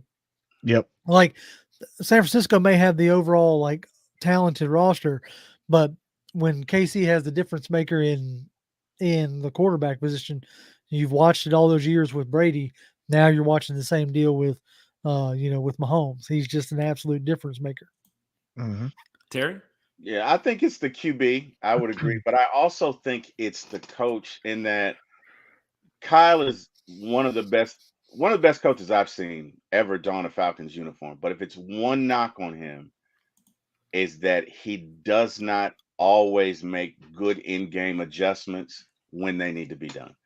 In my humble opinion, he waits too long in some instances to make adjustments, and then sometimes he can get a little stubborn, right? Not going to bring up 2016, but I think once he crosses that barrier, he'll be there. I definitely think Kyle, and not that I'm rooting for it, but I think Kyle will win a Super Bowl. I think he will. I don't know when it'll be, but when he humbles himself, right? Because Andy Reid could never get over that hump in Philadelphia, and no coincidence, he also has Patrick Mahomes. But Andy is great, not good, great at second half in-game adjustments. So I think that's I think basically San Francisco, Kansas City, you could make a toss-up and you could flip 1 and 2. It's fine. I do agree with JR. The Jets are a little high there. I think it's a little arrogant. And that's a little rich for me, man. That's just a little rich. I agree. I agree with that. And also, like, you talk about 1 year of production with, Green Bay, like having the Texans, sitting there at 7. Yeah, we all know like CJ Stroud. I know that's, he had an amazing rookie season, but now you got a year worth of tape on him. Can he make an adjustment? Can he keep? We just assume that he's going to, because Bobby Slowick was, such a good play caller. They've added more weapons and all this jazz, but that doesn't necessarily mean they're going to take a step forward, right? So I get concerned when we just want to go ahead and crown people or crown teams when you've had 1 year of production, because you had 2 years of Jalen Hurts looking decent enough, and then last year, like everybody figured him out. Yep, and it looked rough. So, and I agree with Smitty there. The Rams are a pretty big reach. Yeah. Falcons fans, hit that like, share, and subscribe button. Berto, PFF ranking NFL rosters here. Falcons sitting at 15. You heard Terry said PFF giveth and PFF taketh. Your thoughts, Berto, from 95 North? Yeah, man. It's a total contradiction, right? They rank us as one of the most improved rosters, or whatever the case was, and then they come out with this crap.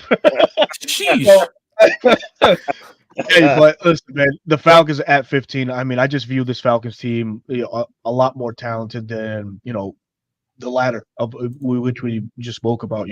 Again, I go back to what Terry said. That Buffalo team at 10, man, they were gutted in the offseason. I don't see them in the top any. They should be top 20 if you ask me. Yes. I listen. This is going to be a biased thing by me, and I don't care, man. The Falcons should be a top 10 in as far as rosters is concerned. They should be number 10. I'd flop multiple teams, but I'd insert the Falcons at 10. The Bills, they didn't really do anything to help themselves. They took a position of need at wide receiver with Coleman. They took a safety out of Utah and Bishop that may or may not start, and then they took a promising defensive tackle in Dwayne Pardo out of Duke. Really, to everything else that you lost, the gains don't match up. Mm-hmm. So that I see that team in a real flux and should not be worth mentioning as a top 10 team. Now the Falcons, absolutely they should, man. Here's the good news for Falcon fans. If people want to look at PFF and say, you know what, they're right. Falcons sit at 15. Here's the good news, though. Look at number 3. Look at number 2. Don't we play the Chiefs this year? Mm-hmm. Damn right. Look at number 3. We play the Eagles, right? Yeah, absolutely. We don't play none of these teams until we get down to the Cowboys. So there's only 3 teams ahead of the Falcons with the best roster in the NFL is what PFF is saying. Mm-hmm. Everything has been leaning towards, since Kirk Cousins got here and since Raheem got here, the Falcons should win this division. Mm-hmm. The Falcons should outrun the South. Mm-hmm. Raheem spoke of it too as well. Falcon fans are seeing it. A lot of NFL fans around the league can look and say, no, that Falcon roster, they're stacked. They should win that division. Mm-hmm. We talked about offensive line rankings. We talked about Kirk Cousins, the top 10 quarterback in the NFL. All the positives lead up until training camp, which is happening in a matter of weeks. And then, of course, preseason is a month and some change away. Yeah. But we keep bringing these articles and we keep talking about this stuff because we're trying to gear Falcon fans up for all these years that we had, the past 6 years so of not making the playoffs, 7-9 records, all this bullshit. That shit is coming to an end. Like, it's coming to an end. This roster is improved. The coaching staff is improved. The mindset of these players have improved. And that's why it's big for me to see Grady Jarrett get that ring. Jake Matthews get that ring. Mm-hmm. Arthur Blank get that ring. Right? Mm-hmm. Now it's getting personal now because we got players that's, kind of like Julio and Matt. You wanted to see those guys get it? They didn't get it. Mm-hmm. But there's a new group of Falcon players now that we still see the same talent like that 2016 team, right? We don't have the Julio and the Matt. I understand. But you got Bijan Robinson in this new NFL. You got Kyle Pitts in this new NFL. You got Drake London. We don't even give it too much shine on Drake London. He's the number 1. Mm-hmm. Mm-hmm. He's gonna look like it this year for real. Oh my gosh! And then JR, when you mentioned Charlie Morton, when they signed him as one of the second or third free agents, I looked over at my boy and I was like, "Boy, Kyle Pitts is finna go stupid." Because this dude just strictly is like a blocking tight end coming from San Fran, and if you have them in that system, maybe you go back to that 2016 year. I think one of our blocking tight ends scored a touchdown for the first time. Can't remember who it was. Levine Toilolo. Toilolo. So when you have that offense, remember they keep talking about Shanahan's offense and McVay's offense and LaFleur's offense, and guys who don't normally get the ball might get the ball. Mm-hmm.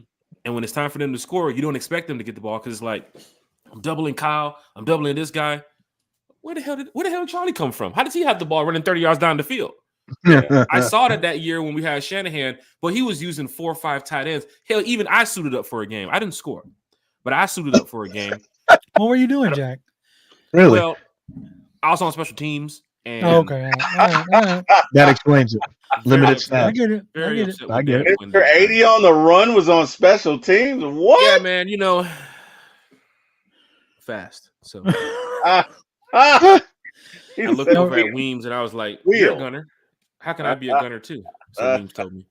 And I looked over at Julio. I was like, "You're not gonna take your spot, right?" Julio was like, "No, you can't take my spot." I was like, bet. So I looked over at your boy Hardy. I was like, "I can take your spot, right? You don't even know the playbook, but Damn!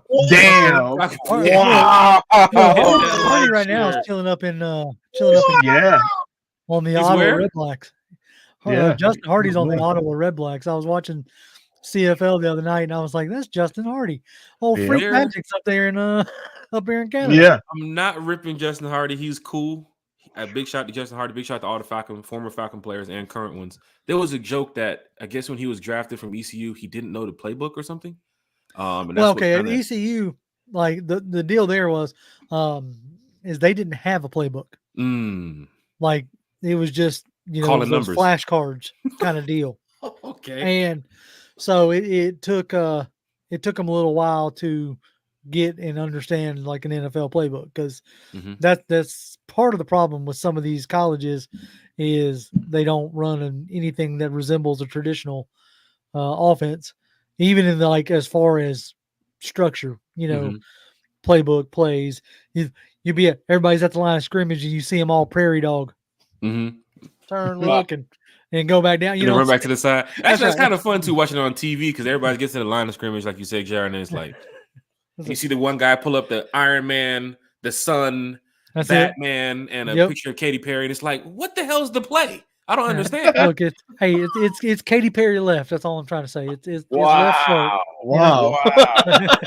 Last Friday night. Okay. Right. I hear you. Last Friday. Hey, Jack. I think Fireworks was played like 1 million times yesterday somewhere around the country. I can tell you that right now. All I know is I was hitting that Lee Greenwood's "Proud to Be an American," because I mean you gotta play July that song. 4th, right? There you go. Terry, what you got?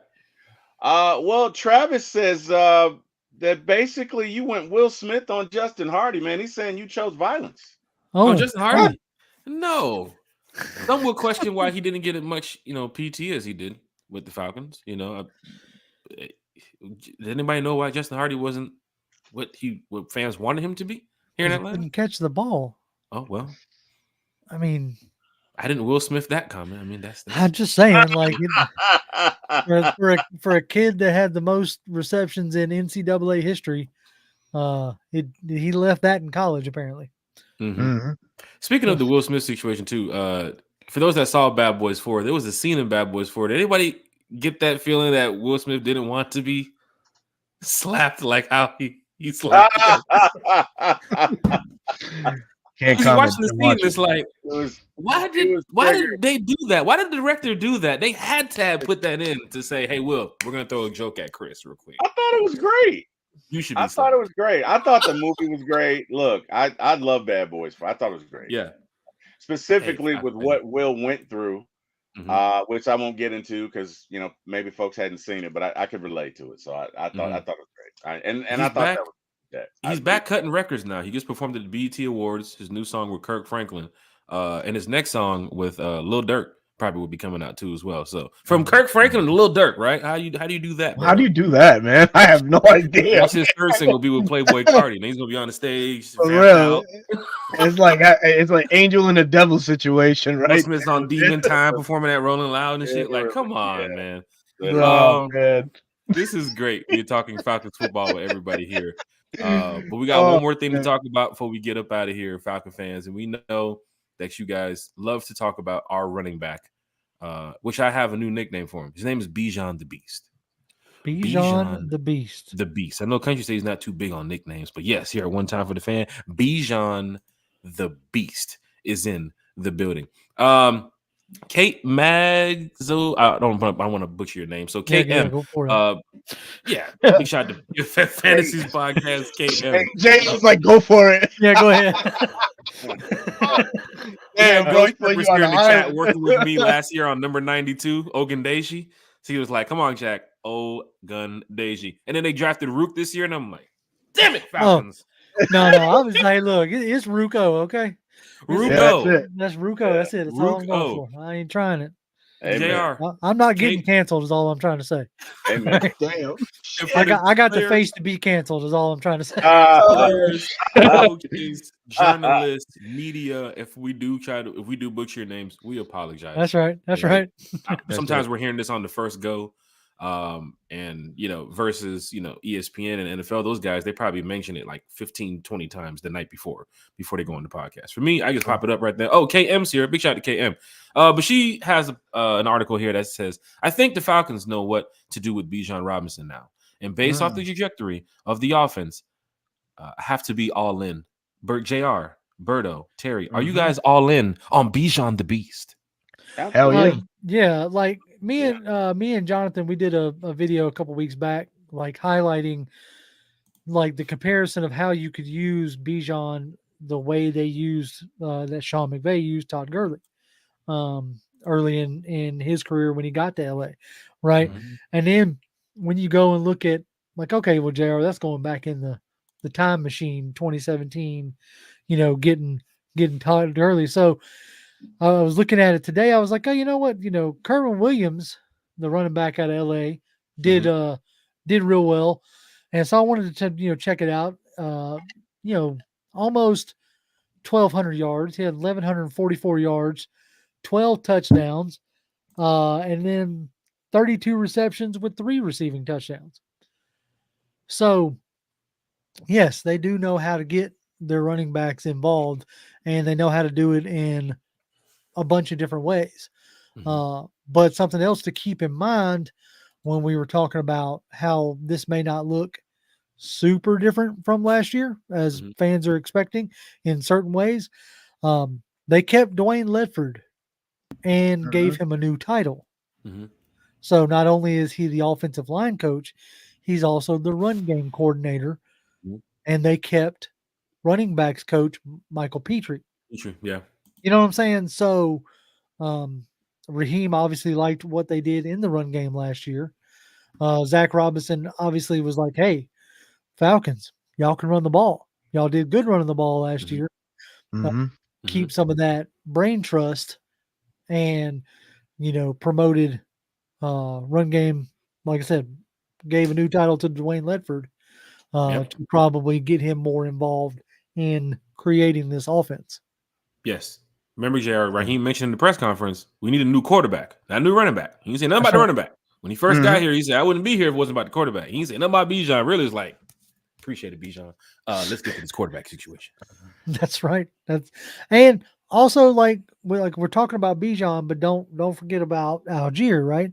And when you look at what the Rams were able to do with their backup running backs, talking about close to 500 yards, both, and what's that? Multiple 4 and 5 touchdowns apiece. So the run game is important for a team that threw the most and ran out of 11 personnel. They still leaned on the run game. So don't think that we're not going to use Bijan to his fullest. Berto, I'll piggyback. Jared saying, oh yeah, and of course Bijan Robinson. And for fans that mention Bijan Robinson, let's not forget about Tyler Algier. So big shout out to Jared for mentioning Tyler Algier, because sometimes he doesn't get enough love on this podcast too, because we focus on just Bijan, Drake, Kyle. They have some players behind those guys that's like, you got to watch these dudes. And Tyler's going to be splitting a lot of reps with Bijan. Terry, I think you mentioned it too. Work them in the first half with Bijan, get down to hold the lead at the end of the game and just pound the rock with Tyler and just beat them up.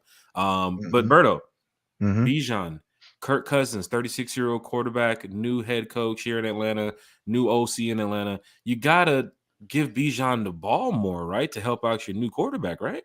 100%, man, and show the reason why he was the 8th pick in the draft last year, right? And that's what everybody brings up too. But there is a blueprint that is out there to successfully utilize Bijan Robinson to all his strength. You look back at his last year in 2022 with Texas, the Longhorns, right? Steve Sarkisian, we know a thing or two about Steve Sark and what he ran in offenses here in Atlanta. He was the head coach, or still is the head coach for Texas, and he utilized Bijan Robinson like no other. Well over 1,500 yards receiving, 18 touchdowns, well over 300 yards in the receiving portion, catching the ball out the backfield or lined up as a wide receiver.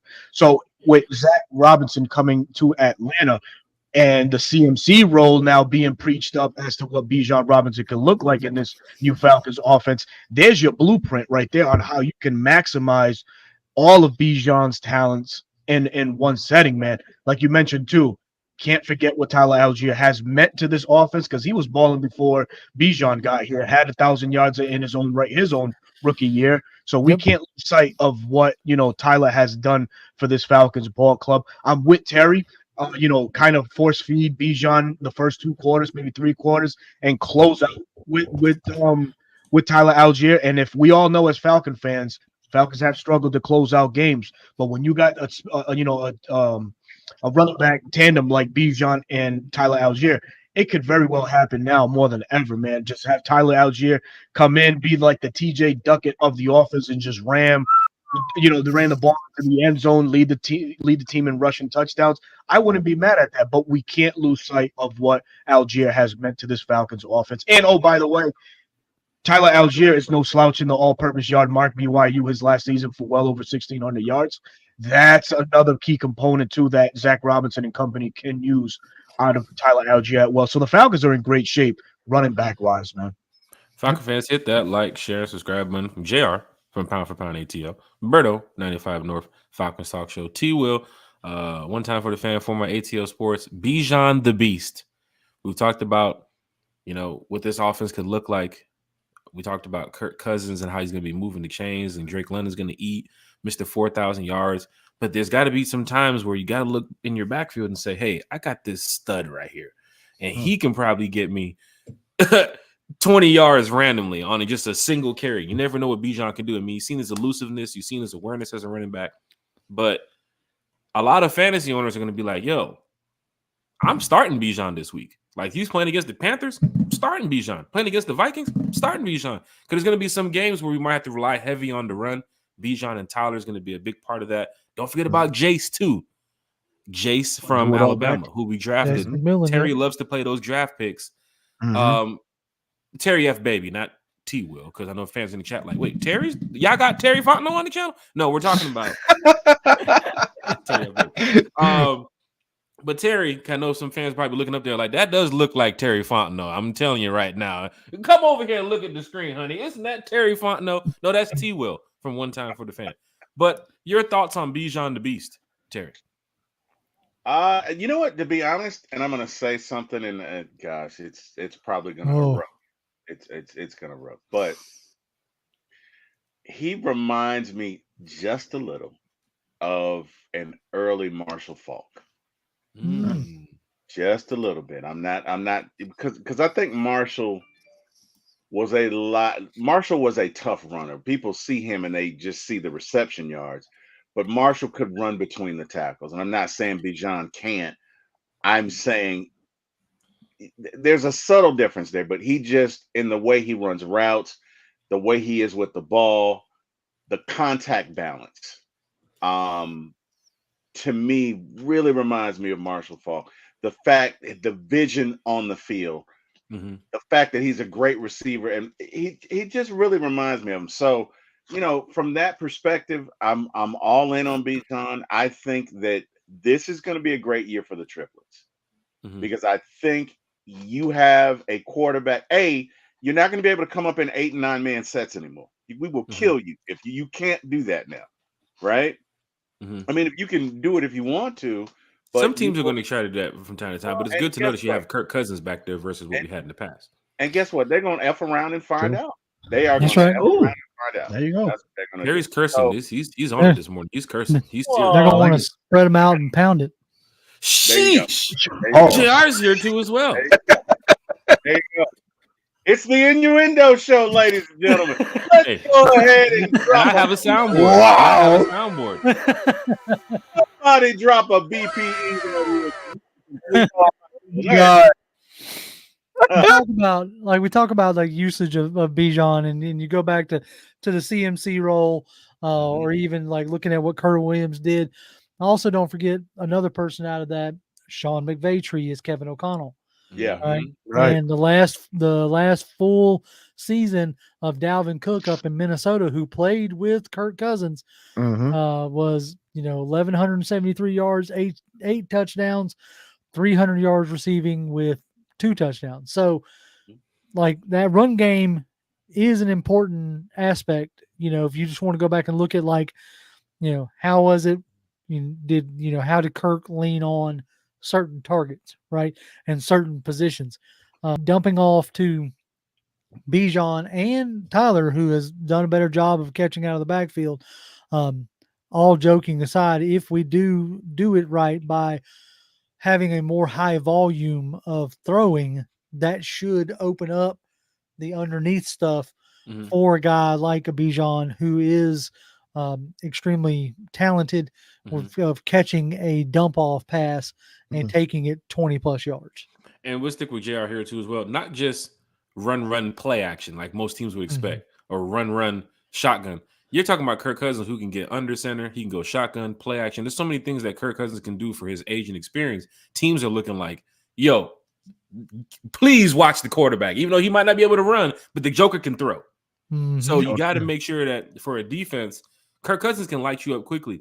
We talked about Kirk Cousins having 4,000 yards in the past and how he could possibly have it again this year with a healthy season and so much more. We talked about Drake London. Could he get 1,000? Could Kyle Pitts get 1,000? Who's going to help Kirk get to these, 4,500 yard season, 4,600 yard season? Could Bijan Robinson have 1,000-yard rushing season? You saw he was yards away with Desmond Ridder last year. Could he hit 1,000 this year, JR? You kind of think about it like this. He was. Hang on one sec. Sorry, JR. What's up, brother? It's Thou Wow. Okay. Thou Wow. It's Thou Wow. It is Thou Wow. It's Thou Wow. Okay. Ladies and gentlemen, one time for the fan. We no longer say 1,000. It's Thou Wow. JR, go ahead. Tell we are close to a Thou Wow. I feel like that Bijan could easily hit that Thou Wow because if Kirk Cousins comes out and does what you feel like he's going to do, being able to distribute the ball, you're not going to have nearly as many 7-8 man boxes. Everybody knew what was coming because you didn't have a threat of the QB being able to actually throw the ball. So with that threat missing, we could just load up the box, and he was still able to do what he did.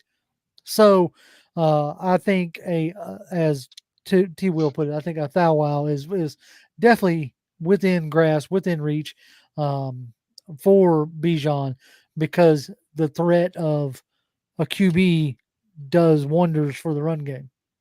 Absolutely. We'll go to Berto here on that same question, and we'll get to T Will so he can finish up talking about Bijan the Beast. But Berto, there was plays last year, and this is where Kirk Cousins comes into this year, that he's a quarterback that you needed in this system, in this new Atlanta offense. But last year there was plays when you get down to the 10 yards or into the red zone.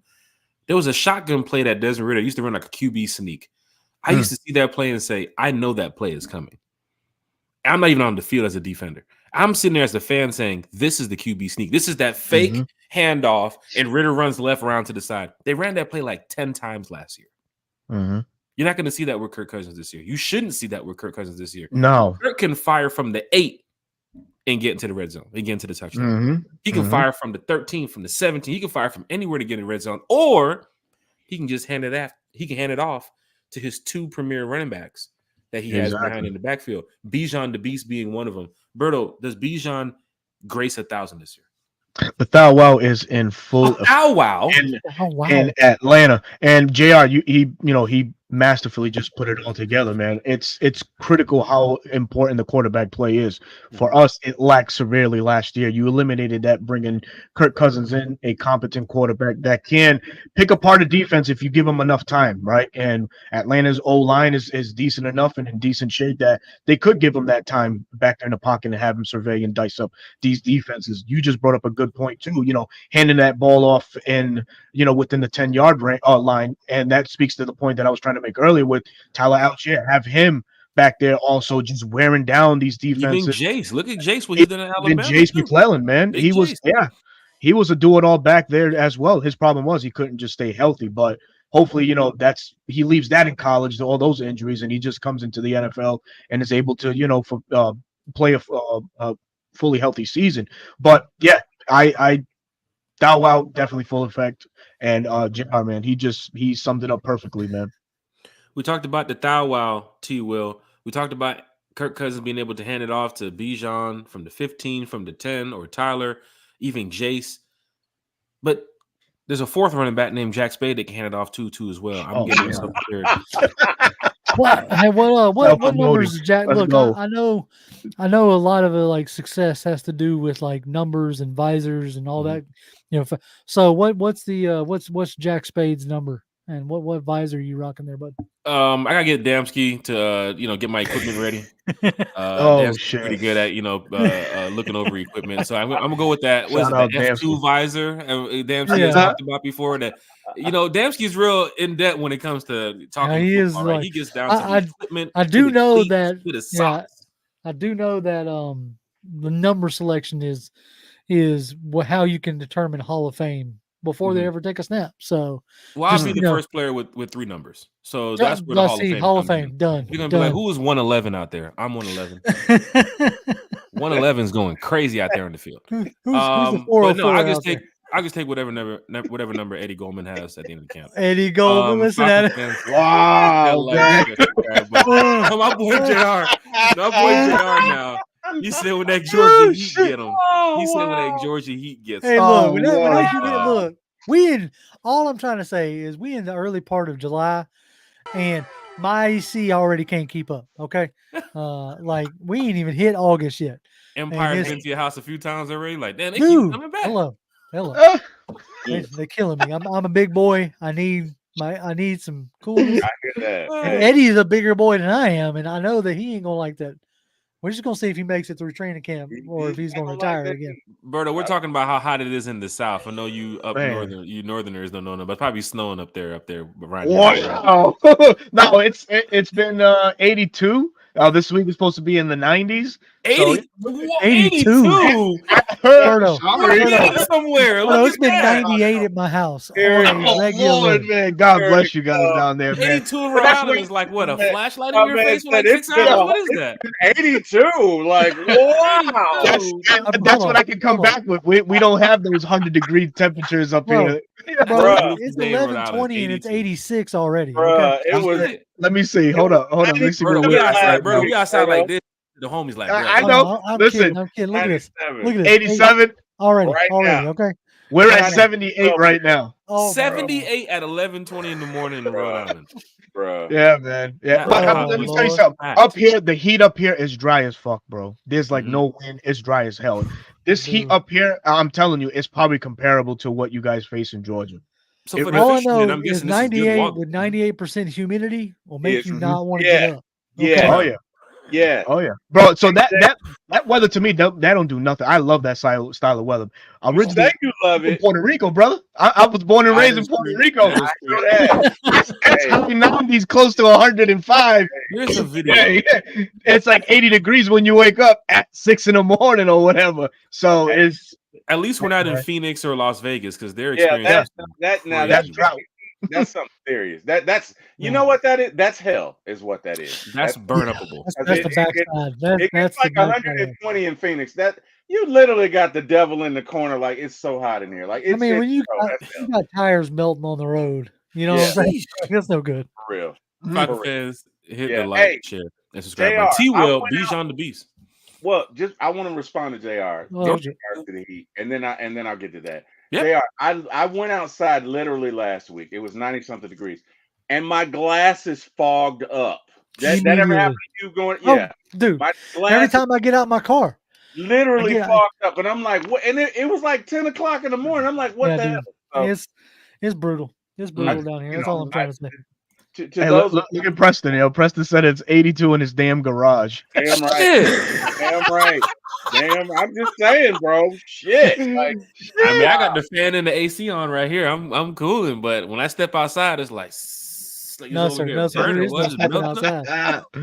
It's hot, man. Somebody asked me, "Well, how do you deal with that heat?" I stay inside. I'm not stupid. There you go. Hello. There you go. Stay inside. Mhm. You know. Hey, Waterboy said, "While y'all playing, I hope Eddie ball out on y'all AZZ." Let me say something. Hey, I'm look, Team Eddie all the way, man. Hey, I I will willingly eat crow. I did with the first year of CP, and if Eddie doesn't retire at a training camp and actually does some production, I'll right own it. now, I Man. have him on I have him on the 53 some way somehow. No, not until I actually see him like make it through a week of training camp. Then I might put him on. My man done retired like twice. In a couple weeks. We're gonna see. JR's like Eddie's gonna be like, water break, coach. Water. That's good that JR is saying that because there are fans that's like, no, you gotta show me. Washing blood off my John Brown uniform, and you don't get no blood. That's good. You want shout out Denzel Washington. You want I love it to have that impact to players to say, look, you got to show me, right? We had you the past couple years, it didn't work out. You got to show me. That's how it was for Desmond Ridder with a lot of fans. It's like, all right, cool. We saw what he did in Cincinnati. Show me. We know what Bijan can do. We know what Kyle can do. We know what Kirk can do. We know what Drake can do. certain players, you're like, you got to show me this, bro. That's how Clark Phillips is starting to get now. Fans are like, we didn't go sign a number 2, we didn't go draft a number 2. Clark Phillips, you got to show me you can get this role. Yeah, right. So that's how some fans are I'm looking at it. But there's no about disrespect to Eddie Goldman. He's an NFL player. He plays for the Atlanta Falcons. He's going to do the best he can to make this 53. But I'm Team Eddie. Eddie Kane Jr. Hey, man. Eddie Kane Jr. Hey, Raheem is going to get in his ear. Raheem is going to make this 53, don't you? You want to wear these Jordans. Look at my feet. Look at my feet. See them Jordans? Yo, he's swagged out. Coach Ross swagged out. Raheem's been swagged out. Yeah, absolutely. He really is. But Raheem can motivate that people. Will Smith treatment if you don't act right. Okay, Travis Preston. This is hey, Travis. Yeah, a lot of publicity today. You got Jimmy Lake to do it. No, Travis chose violence this morning. That's all I got. Travis he's on it. He's on it. He will. Bijan what the hell are we talking about, Jack? All right, what was Bijan the Beast? It was on you for if Bijan was going to get a thou wow this season. Oh, yeah. I think you know what? I think Bijan is. I'm gonna say 1,100 rushing and maybe 350 passing. Because we have an assortment of weapons, and I you know what I mean. So yeah, I'm gonna say 1,100 rushing. I'm gonna say 350 passing. I'm gonna say Algier gets about 875. I would juice that up. I think he gets more than 500 receiving yards. I'm just being conservative. Kirk can go for that check down. That's your last hope when you can't get the ball to Drake and them. It's like, here's your running back. Oh, there you go. Superstar stud. Thank you. And we saw what Bijan did. The one-handed catches against Carolina, the elusiveness against Jacksonville. Remember they played in Jacksonville in London? He had Buddy on the shakes one-on-one. He was like, what do you want me to do? Which one we do? Which one we do? In slow motion, it looked even worse. Like, I felt bad for that Jags defender. I know we lost the game, but Bijan has a shit ton of first-year highlights. He broke some ankles. He broke some ankles last year. He did. That Green Bay play overhead when he jukes the first defender and hops over the second one and jukes the third one. Like, that shit is nasty, bro. Like, even the Arizona game when what was it? It was 3rd and 10, and he got like 11 yards on that one play. When Ritter was like, I don't know what to do. Here, let me give it to the rookie.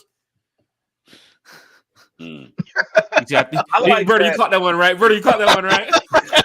I don't know what to do here. I don't know what to do. We're losing against a 1-9 team. Here, take the fucking ball. Damn. Here you go. I like the wheel route that he ran against New Orleans. Yeah, that was sweet. I like the wheel route and you get more of that. I think this team is going to be dynamic because people don't realize how many weapons we have, and it's almost frustrating screaming it from the heavens, and then you turn on different channels and they're like, I don't know about these Falcons. Because we got weapons. And Bijan is and I think they're going to be dynamic. I really do. I think Bijan's going to have a great year because I think the difference, number one, Zach Robinson is going to scheme up ways for each of them to get the ball, right? And number two, Kirk can get it there. And number three, you put that ball in Bijan's hand in open space. Oh my God! So yeah, I think he's gonna have a great year. So many weapons to look at, even from your 36-year-old quarterback. He's still Mr. 4,000 in my book because any team knows if you're looking at his stats, if any coach knows, you're looking over that Falcons roster and you're saying, Kirk Cousins is going to pick us apart this week, isn't he? Some teams will say that. If you get down to that Carolina game, their coach is going to look and say, damn, I tell you, that Falcon team they're stacked properly. And Kirk Cousins is a part of that. Bijan Robinson is a part of that. Kyle Pitts is a part of that. Falcon fans, you're a part of that too. Because we got to win the field on the field. We got to win the game on the field and in the stands. So it's really big that we create this hostile environment. Don't worry about the Steeler fans week one. Oh, the Steeler fans going to buy tickets. Who cares? It's our stadium. Pack out the stadium. Right. Falcon fans, load it up. The Cowboys, oh my God, the Cowboy fans. Who cares? It's our stadium. We should be in good strength of holding the division at that point by the Cowboy game. I'm looking at maybe, 3 or 4 wins over, win-loss ratio. Like I think this team is going to be good this year. After you get past the first 4 weeks, start talking playoffs. That's what I'm going to start doing here at one time for the fans. Well, you got that if you come out of that 4 to 6 week stretch, week 4, 5, and 6, you could be having a commanding lead in your division at that point. Mm-hmm. You know, if you can win against New Orleans, Tampa, and Carolina, like you could come out making some. You talked about momentum earlier. Smitty was asking about what game. I think that's a stretch block right there that could really set your season up one way or the other. You know what I'm saying? You could set yourself up for some major success if you come out of that one like 2-1, 3-0 kind of deal. But if you come out of that one 1-2 or 0-3 out of that stretch, that's going to be rough, you know? Mm-hmm. So I look to that block to really set up the rest of the season. Falcon fans, hit the like, hit the share, hit that subscribe button. Upcoming events and shout outs, man. We have a Sunday night show, One Time for the Fan. We'll be back at 8 o'clock. Next week, Wednesday, we have Daniel Flick joining us here, talking Falcons football. And that's going to be great because Daniel, I know a lot of you all on social media, react to his articles and, of course, what he tweets out. He's also pretty close to the Falcons, too, as well. I think he interviewed a couple coaches recently and had a chance to shed some light on what they're going to be doing this season. So it's a good opportunity that we get a chance to have Daniel here for the first time on One Time for the Fan. We just had Bryce Lewis with us on Wednesday, who'll be back too as well during the season to talk Falcons football with us. We love bringing all these special guests here to the channel. Falcon fans, journalists, it doesn't matter. Former players, big shout out to Michael Turner too as well. Of course, we're working on something with Michael Turner right now to get him over here on the podcast. He also just announced that he's doing his new show with Ovi Mahaley too as well. So make sure you guys go support Ovi Mahaley and Michael Turner on their new podcast because it's going to be great. You got two former Falcon goats talking Falcons football with the fans. You can't beat that. And who knows what type of special guests they can get on. I'm sure they can get Matt Ryan on. I mean, they're pretty close to the guy, right? But Julio Jones, Harry Douglas, like they're former Falcon players, man. So when you have former players doing podcasts, I love listening to that because they played the game, right? And they can shed some more light about what this Falcons team. But last year, was it the Josh Dobbs? Yeah, the Josh Dobbs game. I was at the game and I was talking to Michael Turner right there, and we're sitting there watching the game. And he's like, "Get this man on the ground. Don't let this man scramble around." Sure enough, next couple plays, it happens. And Michael Turner turns to me and be like, "Bro, you see that shit? You see it?" It's like, Mike, I don't know, man. I just don't know. But fans were disappointed that day. But that disappointment is gone. We're not going to have those games anymore, especially with Kirk Cousins in the building. Terry, right? Absolutely. Kirk Cousins don't lose that. He don't lose like that. Kirk Cousins, he goes to the locker room and says, "You like that? You like that?" That's going to be funny when he drops that in the Falcons locker room. You like that? The first one that he does it in Minnesota or in Washington. He can do it to two teams that he might have a personal rivalry for. Facts, right? man. He goes to the back of the locker room in Minnesota, a stadium that he knows well, and says, "You like that?" to the cameras. Vikings fans get mad when we beat them by like 60. They got Sam Darnold as their cornerback anyway. And then you go to Washington. We play there too as well. He can do you like that in their locker room because that's where the original video started. He was walking like that room and get him with the "you like that." You like that? The Kirk chains. Kirk chains. How is it, Terry? Can you fight the dragons for me? How is it, Terry? Can you do it? Can you do the Kirk chains dance for me? To give y'all a little background, I did this a couple of shows ago. And he started hitting the damn ceiling, started coming down. The fan came down. I said, "Terry, we're just trying to." Apparently, that's not how it's done. Y'all know I'm a little older or whatever. Terry, you went off screen and you were throwing damn Cuba Gooding Jr.'s in the top of the air. Oh, Cuba Gooding Jr.'s. You know your boy Cuba. Here's the thing, right? Hold up. And I've seen a meme of this. There's how you think you look. There's how you think you look versus how you look. Like in my mind's eye, I look like that. But I guess in reality, I was like, "Come on, guys, what are we doing here? Come on, let's go. Put him up, pal. Come on, see, huh? You want to see Terry? Come on, play the piano. That's crazy. Remember that Family Guy scene, JR? What was it? Stewie was talking. He turned about the old bar scene in the 1920s. Oh yeah, the guy in the striped pin suit was playing the piano. He's laughing at the other guy. This shit was funny as hell, man. Nah, Terry, Kirk change. See, yeah. Kirko change. That's the Kirko dance, man. This is great when we got Falcon fans in the chat, Falcon fans on the podcast, and that one Jaguars fan who randomly appears. But He ain't got nothing better to do. He'll be all right. ain't no podcast going on over there in Duval, huh? Oh, He man. knows we're joking with him, though. He knows that he's a fan of the podcast here. But yeah, we had some upcoming events. Like I said, we have some special guests. We got more special guests on the way. This is great to have Berto from 95 North Falcons Talk Show with us. This is great to have JR.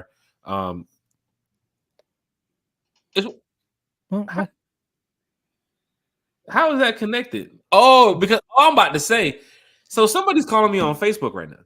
Oh no. I'm hearing Facebook Messenger, you know, Right.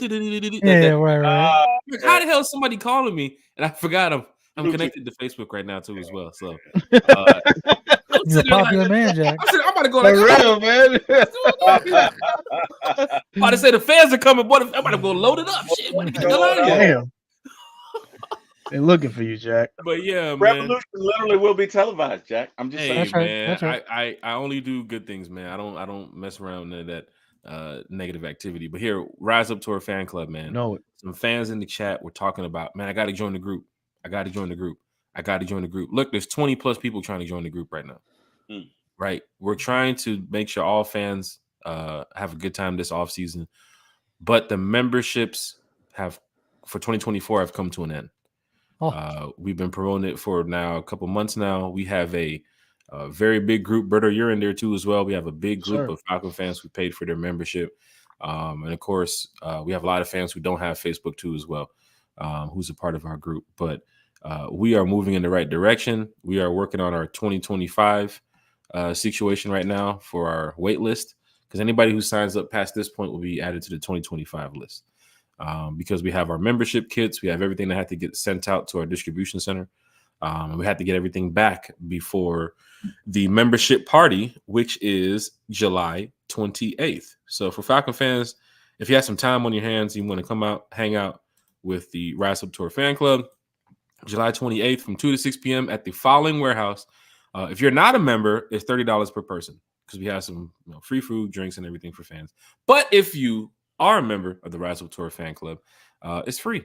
So come on out, have a good time. You can register right here at the riseuptourfanclub.com/party. This is great. I know Falcon fans love to hear what we got going on. Berto, real quick, this is the picture from London, my bro. that's dope, man. That is so That's dope. the picture from London. I missed the one in with the Jets this past year in December. I was trying to run over. Yeah, I was trying to run over to their section, man, and I missed it. I just had missed it. I think the Falcon fans from Germany were there as well and stuff like that. So everybody got a pick. That I met up with Uncle Steve that day too. So we just missed it, man. Big shout out to Uncle Steve too as well, man. I've joined podcasts, pop-up shows with Uncle Steve for like maybe almost a year now, and never had him actually on the One Time for the Fan show. So it's kind of weird how, he'll do a pop-up show tomorrow and send me the link. Okay, cool, I'll join. But Steve has never been on One Time for the Fan. So we have to get Steve on One Time for the Fan. As the young folks say, Uncle Steve is a vibe. Oh, he is very much so. He definitely is a vibe. The bus trip to Carolina is a vibe too as well. Seats are filling up. Maybe we might pack out 2 buses. For Rise Up Tour fan club members, you don't pay the $100 price. It's a little bit cheaper. But for members that's not a part of the Rise Up Tour fan club, we have a bus trip to Carolina. We also have a tailgate set up too as well in Carolina that we will let you all know about when it gets closer to that date for everybody that's going to be on the bus. And then people keep talking about this, Terry. They're talking about that Sun and Fun cruise. We just came off the cruise a couple days ago to the Bahamas. Over 100 plus Falcon fans on there. Next year, we're going back again, May 22nd through the 26th. We're leaving from Miami this time. But yeah, if you want to go ahead and call Carnival, go ahead and register. Just give them the group ID. You're with the Rise Up Tour fan club, and then just deal with Carnival, because we're not giving out any Rise Up Tour fan club discounts. This is straight from Carnival. They just look out for us because we're a big group, right? So we had over 120 fans this year. Let's see if we can get 500. Is that too much to ask for? No, definitely. No, hell no. We had 100 this year. I think we can raise the bar and go to 500. That's right. That's right. Mm-hmm. We brought Freddie the Falcon out on the boat too as well. And fans that was just a surprise to see Freddie the Falcon hanging out on a cruise ship with diehard Atlanta Falcon fans. Matter of fact, here was a picture of Freddie. Look at Freddie. Freddie's just Freddie was Freddie. having some fun. Freddie is Freddie. Are they trying to dump him over? Like, what? I hope they're not trying. Yeah, I'm gonna reach out to yeah. Sonia and Valicia and find out what the hell is going on in this picture, What is because going you don't on? do that to the NFL mascot of the No, no, Are you they don't. are they saying you should be able to fly, Freddie? Let's go. Like, Well, what's maybe what are Freddie they- said, I can swim. We seen Freddie jump off the top of the Mercedes-Benz Stadium. We did But have we seen with the swim yet? bungee cord, however. You know, some Yeah, sort but of. say he was attached. He's so. That Yeah. is true.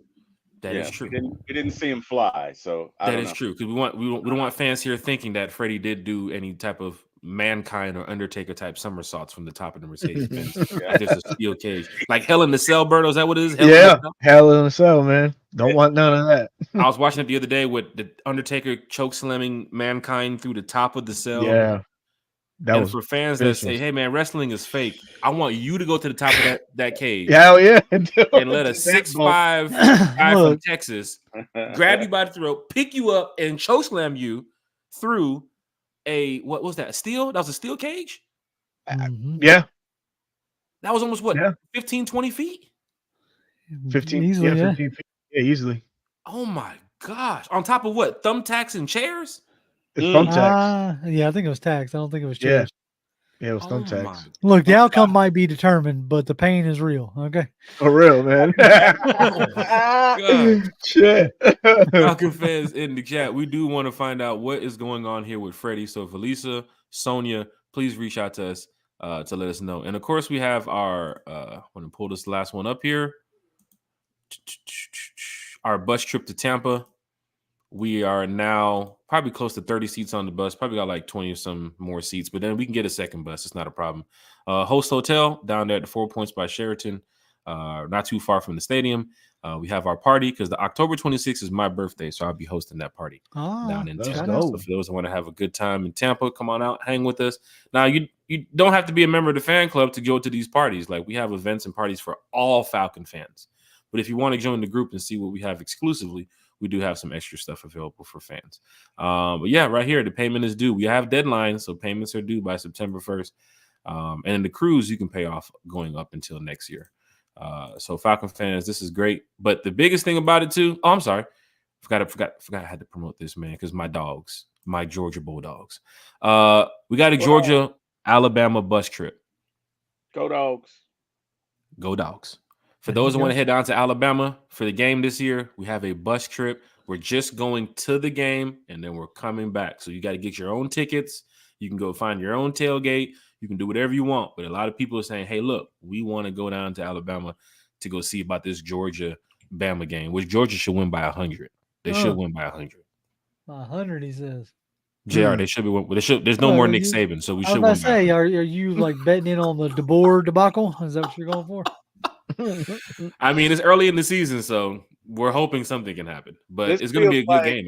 Yo, when you said that, Jack, it felt like Tom Cruise when he's like, who's coming with me? Right?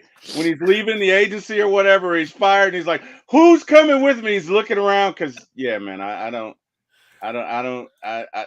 love you, Jack, but I don't see 100. I don't even see 50.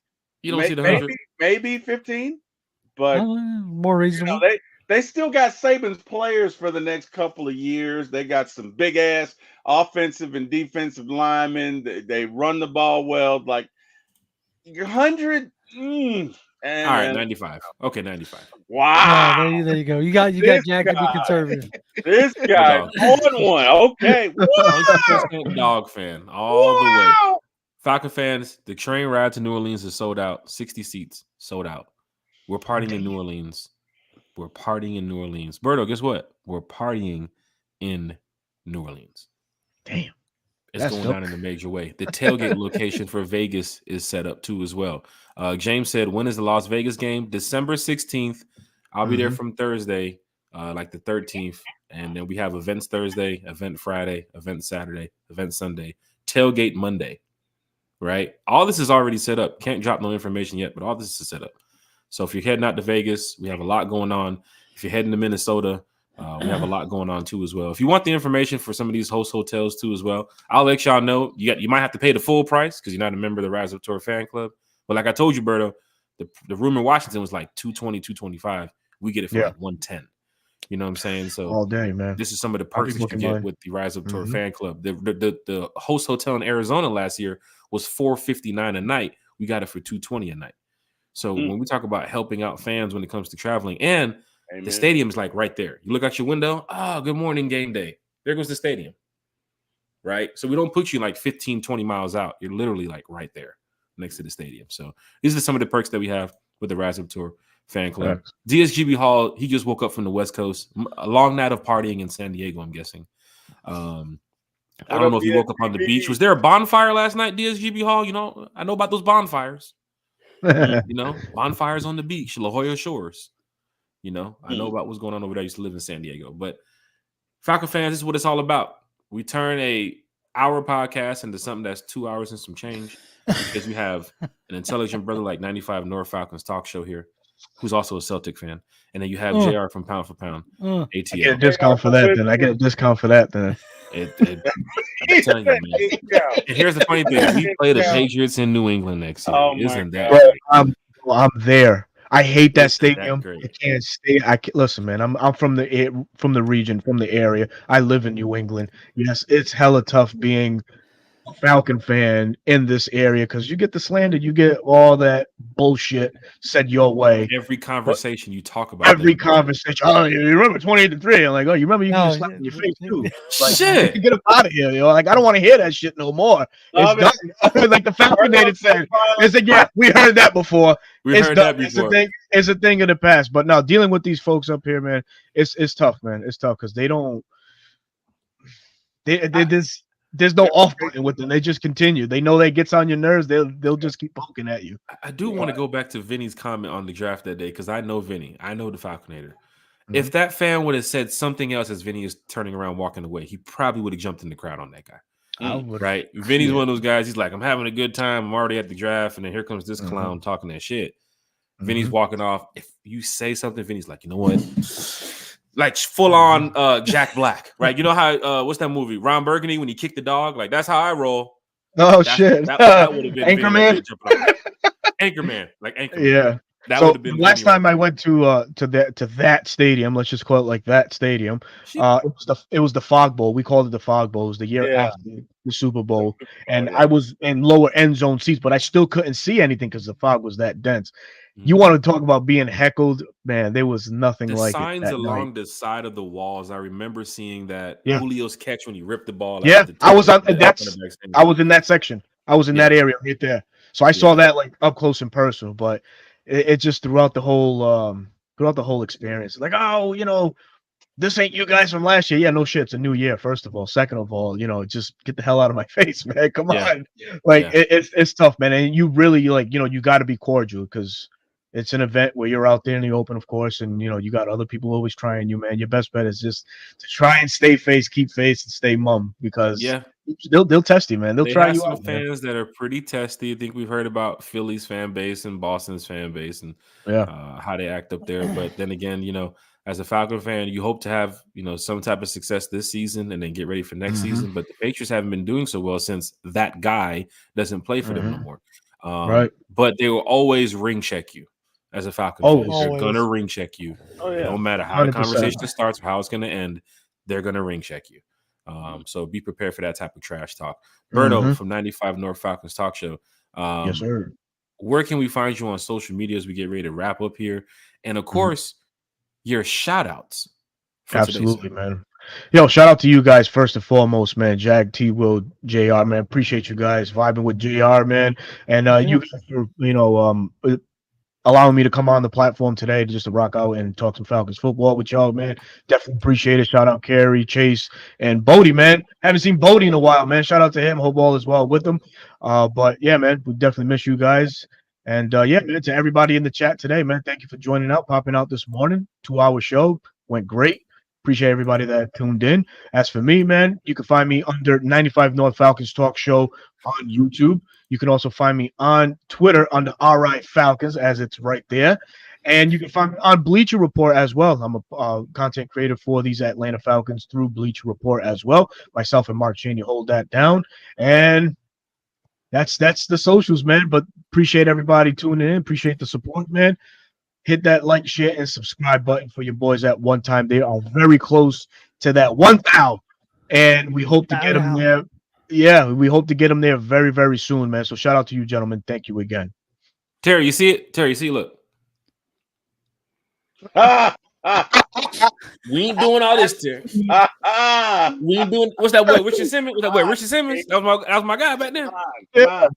Get those arms up, people. Get those arms up. My boy Terry. Gotta get that blood pumping, bro. Get that blood pumping. For real, man. Falcon fans, hit that like, share, and subscribe button for 95 North Falcons Talk Show. We'll definitely get Berto back on the show this season. Not during basketball season. Definitely not during the Hawks Celtics game. Not at all. No. Never. Especially after they just won a championship. How's the championship feeling, Berto? By the way, It's cool, man. You know. Oh, it's cool. It's number 19. Number Number 20. 24. Stop counting. Hold up. Just a regular day. Just a regular day. Should I have asked about the food in the stadium at least? Jack, Terry, what you got? Jack, he's like, we've done it 27 times before. We're used to it. All right. It's not a championships? Oh, you talking about Bird? Nah. Yeah. You talking about Garnett and them? Nah, not them. Whatever. Oh shit, man. But it's been cool. It's been cool.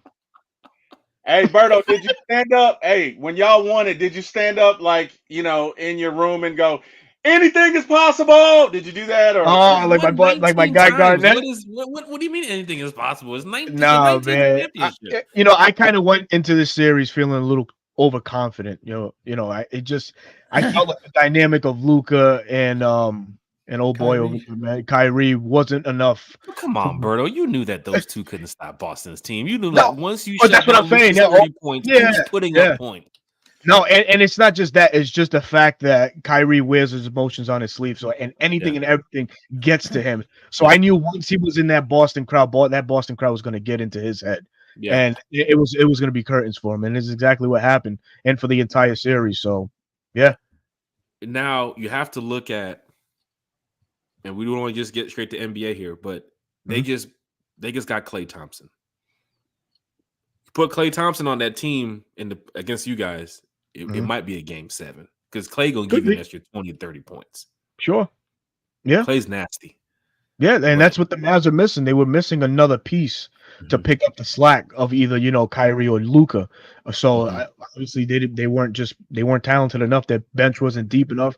The Celtics obviously deep bench, good role players, good starters. So they had a good chemistry going, man. And one thing that I enjoyed seeing Mazzulla do was allowing these boys to play. He wasn't a hands-on coach. He knew that Jaylen Brown and Jason Tatum were going to man it down. And by the way, Horford can offer a thing or two to say as he's the wily veteran on the team. Oh, so you disrespecting us by throwing the former Hawks player in the mix of winning? Not at all. I'm just highlighting. Nah, you go from Jaylen Tatum to Al Horford. Where does that come from, Berto? He's the vet on the team. Bro.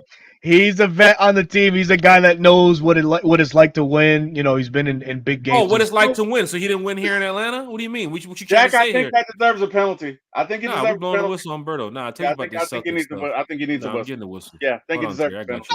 I don't think I'll ever achieve 30 penalties. 30 penalties. Too much. It's already starting. I'm getting annoyed already. I'm sorry. Flag of former Hawks players. I don't know, man. Yeah.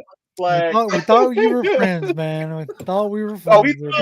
We very much are. We just the region is what's separating us. Missoula, and he's starting to talk about doggone Ray Allen, what Ray Allen did for the team, and get into this. Unnecessary swag talk. Man! We're doing our first 50-yard penalty. First 50-yard penalty on Berto. Oh, we had a turnover on downs. Matter of fact, there's no more half a distance to the goal. We're turning over the ball on downs. Damn. Berto, bad, man. You broke my record, Berto. Damn. Oh, yes, man. 50-yarder, a 50-piece. Come on, man. Wow. We can talk Falcons all day, but I was waiting for this moment. Like, no, we're gonna talk. We're gonna talk about this game. Just in case, because you guys came at me heavy. Look, Falcon Oh, fans, this is Lord. what we do here on Breakfast with One Time for the Fans. Getting ready to be lunch in a I'm about minute. to say. JR from Pound for Pound ATL. I thank you, sir, for joining us here on One Time for the Fan. Once again, where can we catch you? When is your next podcast? Season's getting ready to get underway, JR. Yep. Training camp starts in a matter of weeks. So what That's we got right. going on over there with Pound for Pound, brother? Well, like I said, we've had a break the last couple weeks, just enjoying the summer.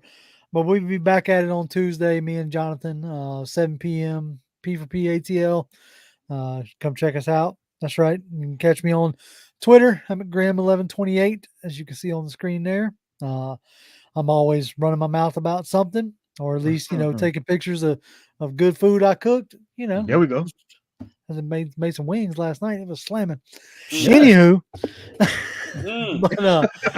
but yeah, like I said, we'll be back live on Tuesday, chatting it up, and go ahead and see if that brings up anything.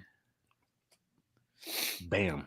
Falcon fans, you got to hit that like, share, and subscribe button for JR right. from That's Pound right. for Pound ATL. Head over to the YouTube channel. You got to hit that like, share, and subscribe button over there too as well. They talk football now. Oh yeah. So when you They join get- up We'll with get Pound into for it, Pound bro. in the chat, they get into it. They talk we'll- knows. I really That's love right. Yeah, we get into a lot of schematic type stuff, and Mhm. at least try to educate folks the best we can, because a Do a great good job, fan is a smart fan, in my opinion. And for Falcon fans here in the chat, you're probably wondering, well, how did you guys link up? Like, how did One Time for the Fan meet Pound for Pound? Here's something cool. When we started the podcast, the Falcons had their open practice at the stadium, and I had my good friends out there. Matter of fact, I have my. I was there for that one, man. You was there for that one, Berto? The very first open practice at Mercedes-Benz. Yep. I was there. I was there, Fans man. were packed out. They packed out the Oh, bins. man. It was great because you got a chance to see the bins. You got a chance to Mhm. hang out with other Falcon fans. But I'm over there passing out business cards to a lot of the Falcon fans about One Time for the Fan. And then my friend comes back over to me and says, "Hey, this podcaster over there, he gave me a card. He said, he'd like to link up sometime in the near future." So I looked at the card and it said Pound for Pound ATL. Mhm. JR, as you can see, is here on the podcast. 2-hour podcast today. That card, JR, you gave me that card like 2 years ago. That's I think. it. And now look at this. He's on the podcast talking Falcons football with us. Breakfast with One Time for the Fan. He's also been on the show before. We got to get your co-host on here too as well, JR. Mhm. Yeah, Because we gotta this get is great Jonathan how on. content creators can just talk Falcons football, have a good day. And once again, it's Falcon fans talking Falcons football on a Falcons Friday. What more do you guys want? That's Right? it. What more do Are you guys not want? brother. entertained? Oh, Are you not Are you not entertained? entertained? that's right. Yeah. That's right. Head Hey, over to T-Will. Pound ATL. What's up, T-Will? T-Will, that open practice was on the same day the Braves were playing during the day. So I sold my Braves tickets that day to go to the open practice, and that's the day that a Braves pitcher almost threw a no-hitter against. I think it was it against the Dodgers? I want to say it was an National League West team, man. Wow. It happened in the ninth inning when they broke up the no-no. Are you serious? I gotta Yeah. look. I gotta look. If you do, I'm gonna do some research too. I'll text you. I'll let you know. Okay. Or Yeah. you get me if you get it. But Yeah. man. JR from Pound for Pound. I know you got a Yes, bunch of shout outs over there because you know a lot of Falcon fans. And of course, you have your family too as well. Please, the floor is yours, sir. Oh yeah. Like, I mean, if y'all haven't checked out, Bigelow. Bigelow Country's great. Out of Your Falcon Mind, John and Mike, those guys are awesome. I love, chatting with those guys. You got y'all as well, obviously, and then Berto. We always like at least once or twice during the year we tend to get everybody together. It's always a fun time with Uncle Steve and Smitty, and Mhm. it's just a ton of fun. There's not too many content creators that are. What are you doing, Jack? Jack, put the bottle down. He's making some 11:50. Irish coffee. That's Not even- 11:57. It's It's not even lunch 11:57. yet, Jack. It's not even lunch. Okay. Control yourself. Oh, man. it's lunch somewhere, Jack. Go ahead. I'm sorry, JR. Go ahead. It's lunch somewhere. There's one that I'm missing. Is I believe the gentleman's name is Chase. I've been Chase on their show. DFU. Yep. Jay, Yes, Yeah. that's it. Yep. Those guys are great down there. They do because they're down around the Macon area. If I'm not Yep, mistaken. Baxley, Georgia, countryside Yeah. Georgia. Yeah. I've met them up at training camp. Not gonna have a training camp this year, which is kind of sad as far as like fans' involvement. There's some conspiracy theories going on to why, but you need a lot of space to fix a fan. Apparently, and look, I mean, look, hey, you got a lot of construction.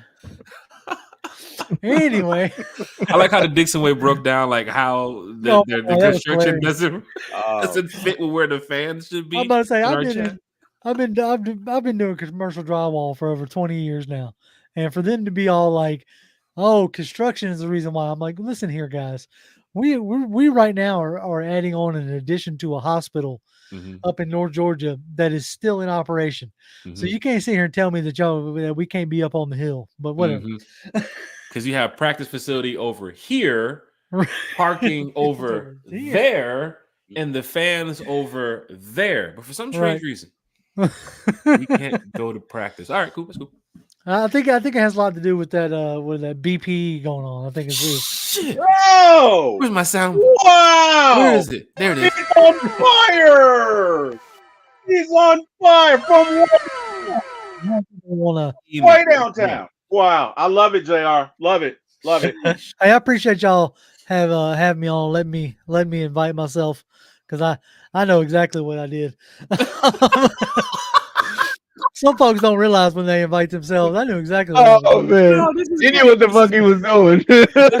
I know exactly. I was gonna say no too. I was like, shit, Jared wants to go talk Falcons football? Okay, that's perfect. Let me get what country on the 7th hole real quick.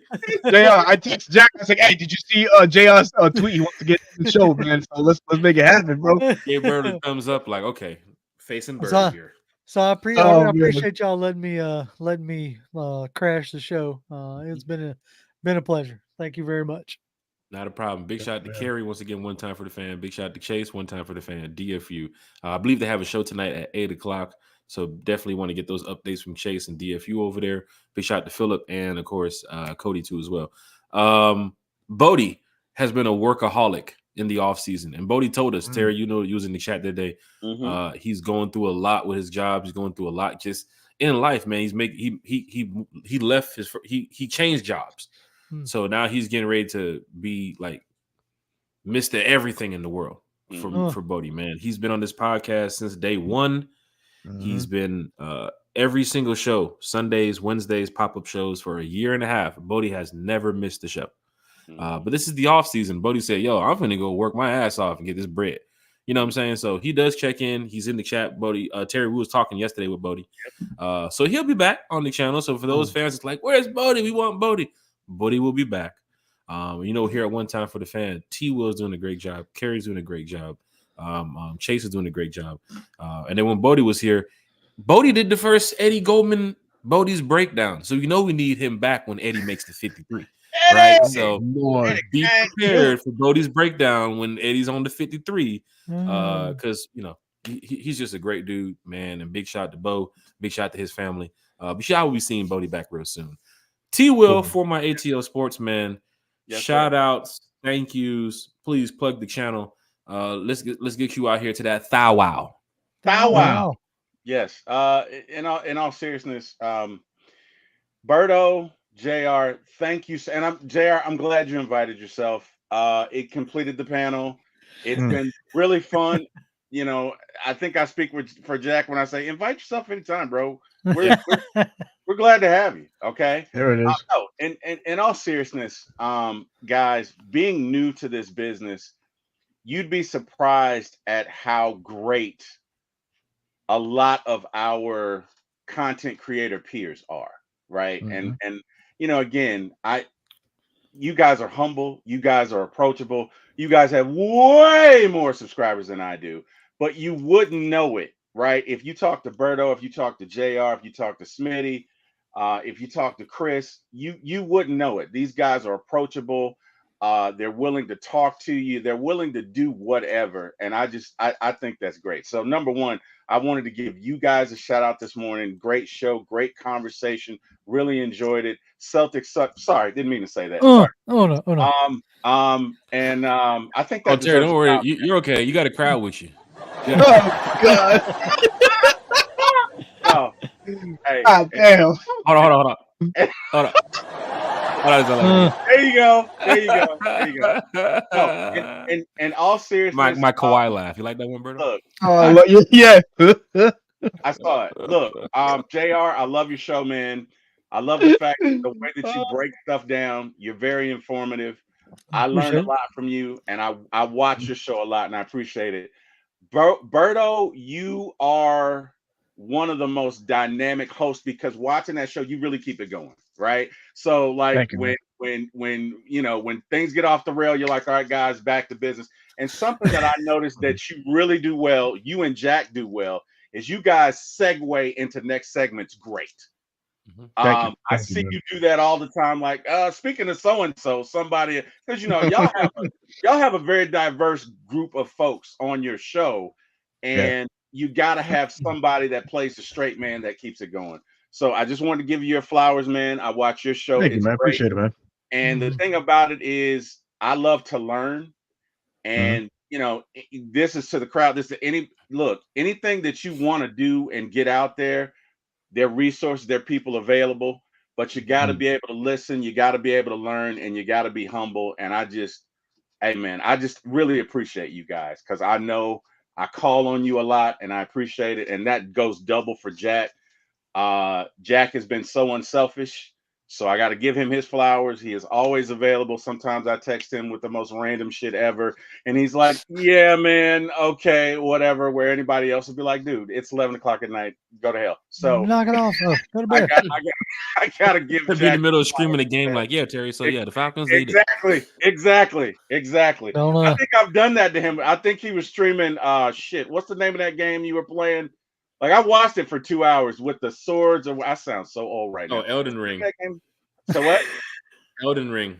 That one. Yep, that one. The hottest game. Trying to be that next Elden Lord. I'm getting my ass kicked. Yeah. Well, I wasn't going to say that. I thought you did well, but what do I know?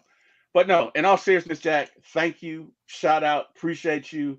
Thank you for having me on the show. To the fans, thank you all. You guys make the show. So appreciative. And yeah, man, let's make our way to a thou wow. Also got to thank God, because wouldn't be here without him. Always, man. Thanks to my family, I can be reached at for my ATL sport. I can be reached, like, whatever. I'm a car salesman. Terry, you get so old school with it, man. Like, yeah, I am. Center Raven, right? I did. You're right. For my ATL Sports 1 at YouTube, guys, please like and subscribe. And yeah, Jack, I'm going to defer to you. Thank you. So the Center Raven comments for my House of the Dragon fans. There won't be too much Raven sending after Sunday. I'll tell you that right now. Was there war last Sunday, Jack? You said. There was the intro to the war. Now we get ready for the Dance with the Dragons on Sunday. For those that know the books, for those that know how George R. Martin does it, the dance. Matter of fact, I was thinking about cutting a podcast on some of this shit, because I'm really in depth with some of that Game of Thrones and House of the Dragon. But George R. Martin does a great job of trying to make sure the book matches up to the TV show. So fans that know the book, they know that these are the moments where the dragons get active. There's only like 3 more episodes left. So of course, like Game of Thrones, you know what happens when it gets around this time. Shit gets real. But yeah, for fans in the chat, hit that like, share, and subscribe button. Got a lot to go do today. I'm about to go start grilling in a minute. It's a beautiful day outside. Missed yesterday because I was whooping up country on golf, and Shady too as well. Yeah, man, let me tell you something. You might be the number 2, 3, 4, 5, 6, 7, 8, 9 safety in the country, but you ain't gonna beat me on no golf course, bro. I'm telling you right now. Boom! You ain't finna beat me on no golf course. Going down the golf. You're probably listening and watching, doing your workouts, talking to the coaches, and getting ready to make your decision, because he has a big decision coming up August 3rd. He's going to select his college that he's going to be attending. But you ain't finna beat me on no golf course, bro. You got, first of all, you got to get your drip up. You got to get your golf drip up, bro. Your golf drip up, player. Lord. Golf drip. I'm calling him out. I'm calling out Shady right now, man. Next time you're on that course again, man. You feel good, you play good, right, Jack? That's right. There you go. Practice is playable, not perfect. Practice doesn't make perfect on the golf course. Practice the way you dress. Yeah, that's right. You got to have the way that you drip, dress. Yeah, you're shooting high scores, and then next thing you know, they're looking at your drip like, well, you're not good at golf, and your drip is off. So that's what happened to John Daly, Shit. Damn. And there's some crazy golf golf drip too as well. There's some Falcons golf drip that I saw online, so I'm gonna go ahead and try to look into that. There you For go. Falcon fans, shout out to you all. Shout out to everybody in the chat. Once again, shout out to my fam, my friends. Shout out to Jared from Pound for Pound ATL. He know what he did when he inserted himself here on this podcast. He did it the correct way. We want to make sure that JR always comes back to me. Pound for Pound ATL is a channel you definitely want to go follow. 95 North Falcons talk show. Otherwise than him being a Celtics fan, he's a really cool guy. So big shout out to 95 North We're Falcons. only going to hold that against them for a while longer. Only until the Hawks win the championship. That's right. Oh, shit. It'll be a while. Oh shit! Oh fuck! You got! Oh shit! Oh shit! No! Another hour of one time for the fan begin. What's the starting five look like? Get Smitty and Chris in here. Get Bryce in here. We gonna talk now. He's got to get a whistle. Oh, you can't let him get away with that. He's got to get a whistle. Hold on, soundboard's loading up. There you go. He's got to get a whistle. yeah, man. Shout out, fire up the grill and do the glizzies right. Shout out Zach on that. Shit, man. Not the 50 glizzy pack. You saw your boy ate 58 glizzies yesterday. It's disgusting, man. That boy should be banned and thrown to jail. Yo, for real, man. And then they had a stat tracking system like, well, Joey Chestnut ate 72 glizzies. Yo, what the is eating all these glizzies? No, man. That's Shut out on the glizzy eating. And then it's a national televised sport now. Now you can go watch national televised glizzy eating on ESPN, ESPN 8. It's ridiculous. ESPN Ocho. Damn. Matter of fact, it wasn't even ESPN 8. They had that shit on the Big Boy channel yesterday, right? Oh, I think so. It was on there like the regular ESPN 1 or 2 channel. Like it wasn't in the back of the pack. We got to go search and the dark web. This shit was on TV. Look at these people drink 15 gallons of lemonade and then go eat 58 glizzies. It's ridiculous. Falcon fans, hit that like, share, and subscribe button. Big shout out to everybody in the chat. Once again, be back Sunday night, 8 p.m. We'll always be here talking Falcons football with you. Berto? Yes, sir. T-Will? Wait a minute. T-Will? Yes, sir. When is your next show? Probably gonna be Monday. Okay. We want fans here in the chat to know about For My ATL Sports because we got to get Terry to a thou wow too as well. Get me to a thou wow. Let's do it. Thank you all, Falcon fans in the chat. We'll see you all Sunday night at 8. Hey, Jack, what's gonna come first? A Hawks championship or me getting to a thou wow? Let's just ponder that for the. You want me to blow the whistle on you now? You want me to blow the whistle on you before it's over? Blow it on me. I deserve it. I deserve it. You see that first the referee couldn't get the whistle out here. Damn, shit wasn't working. Oh man. Falcon fans hit that like, but we'll see y'all Sunday night. All right.